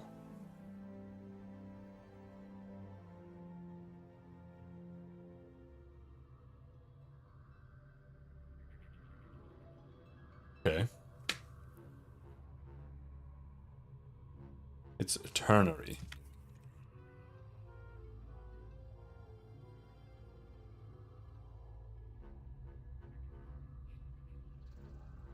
It's called ternary because it takes 3 operands: the condition, the true value, and the false value. Okay.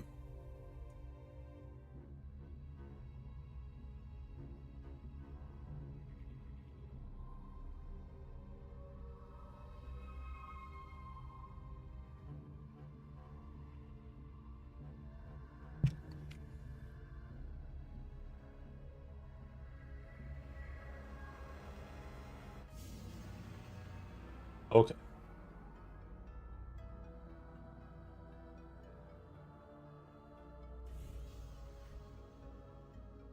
Right.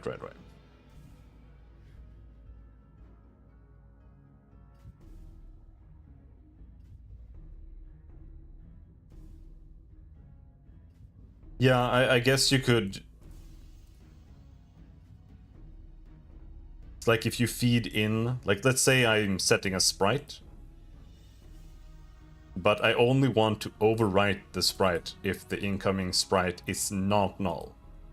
Because I don't want to set it to null, I want to set it to something else, but not if it's null. Then you could say that, I think.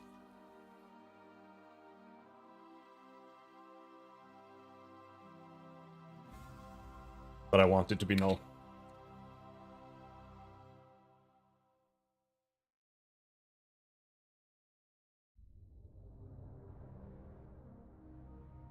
Yeah, that could potentially be useful.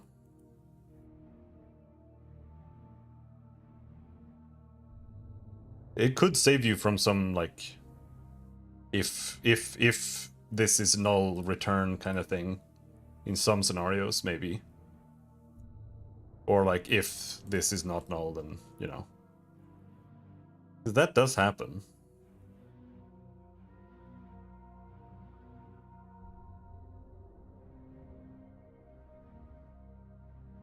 No, I think it's the opposite. It's assign if not null. I think it's assign if the incoming value is not null. Right?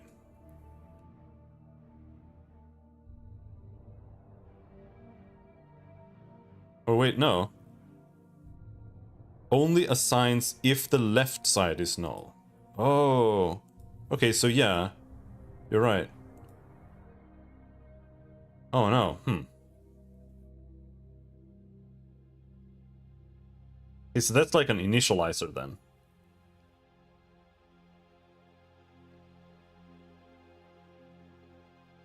You know, you were right. You were right.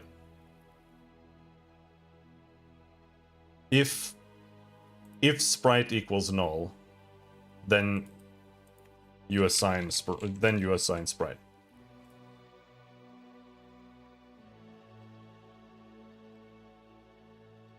So yeah, it's like for initializing. So you can like reuse a function that would set something for the first time, but next time you might not want to set that one thing, but you want to set everything else.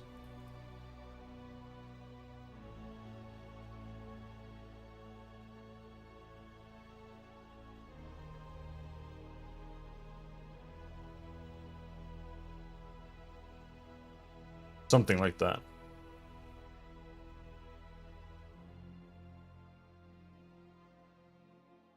But yeah, I think that's gonna be it for now. We'll see what happens tonight. Might just play some more base. What's it called? Space Haven. We'll see. We'll see if I stream or not. I might not. I'm not sure actually. But we'll see.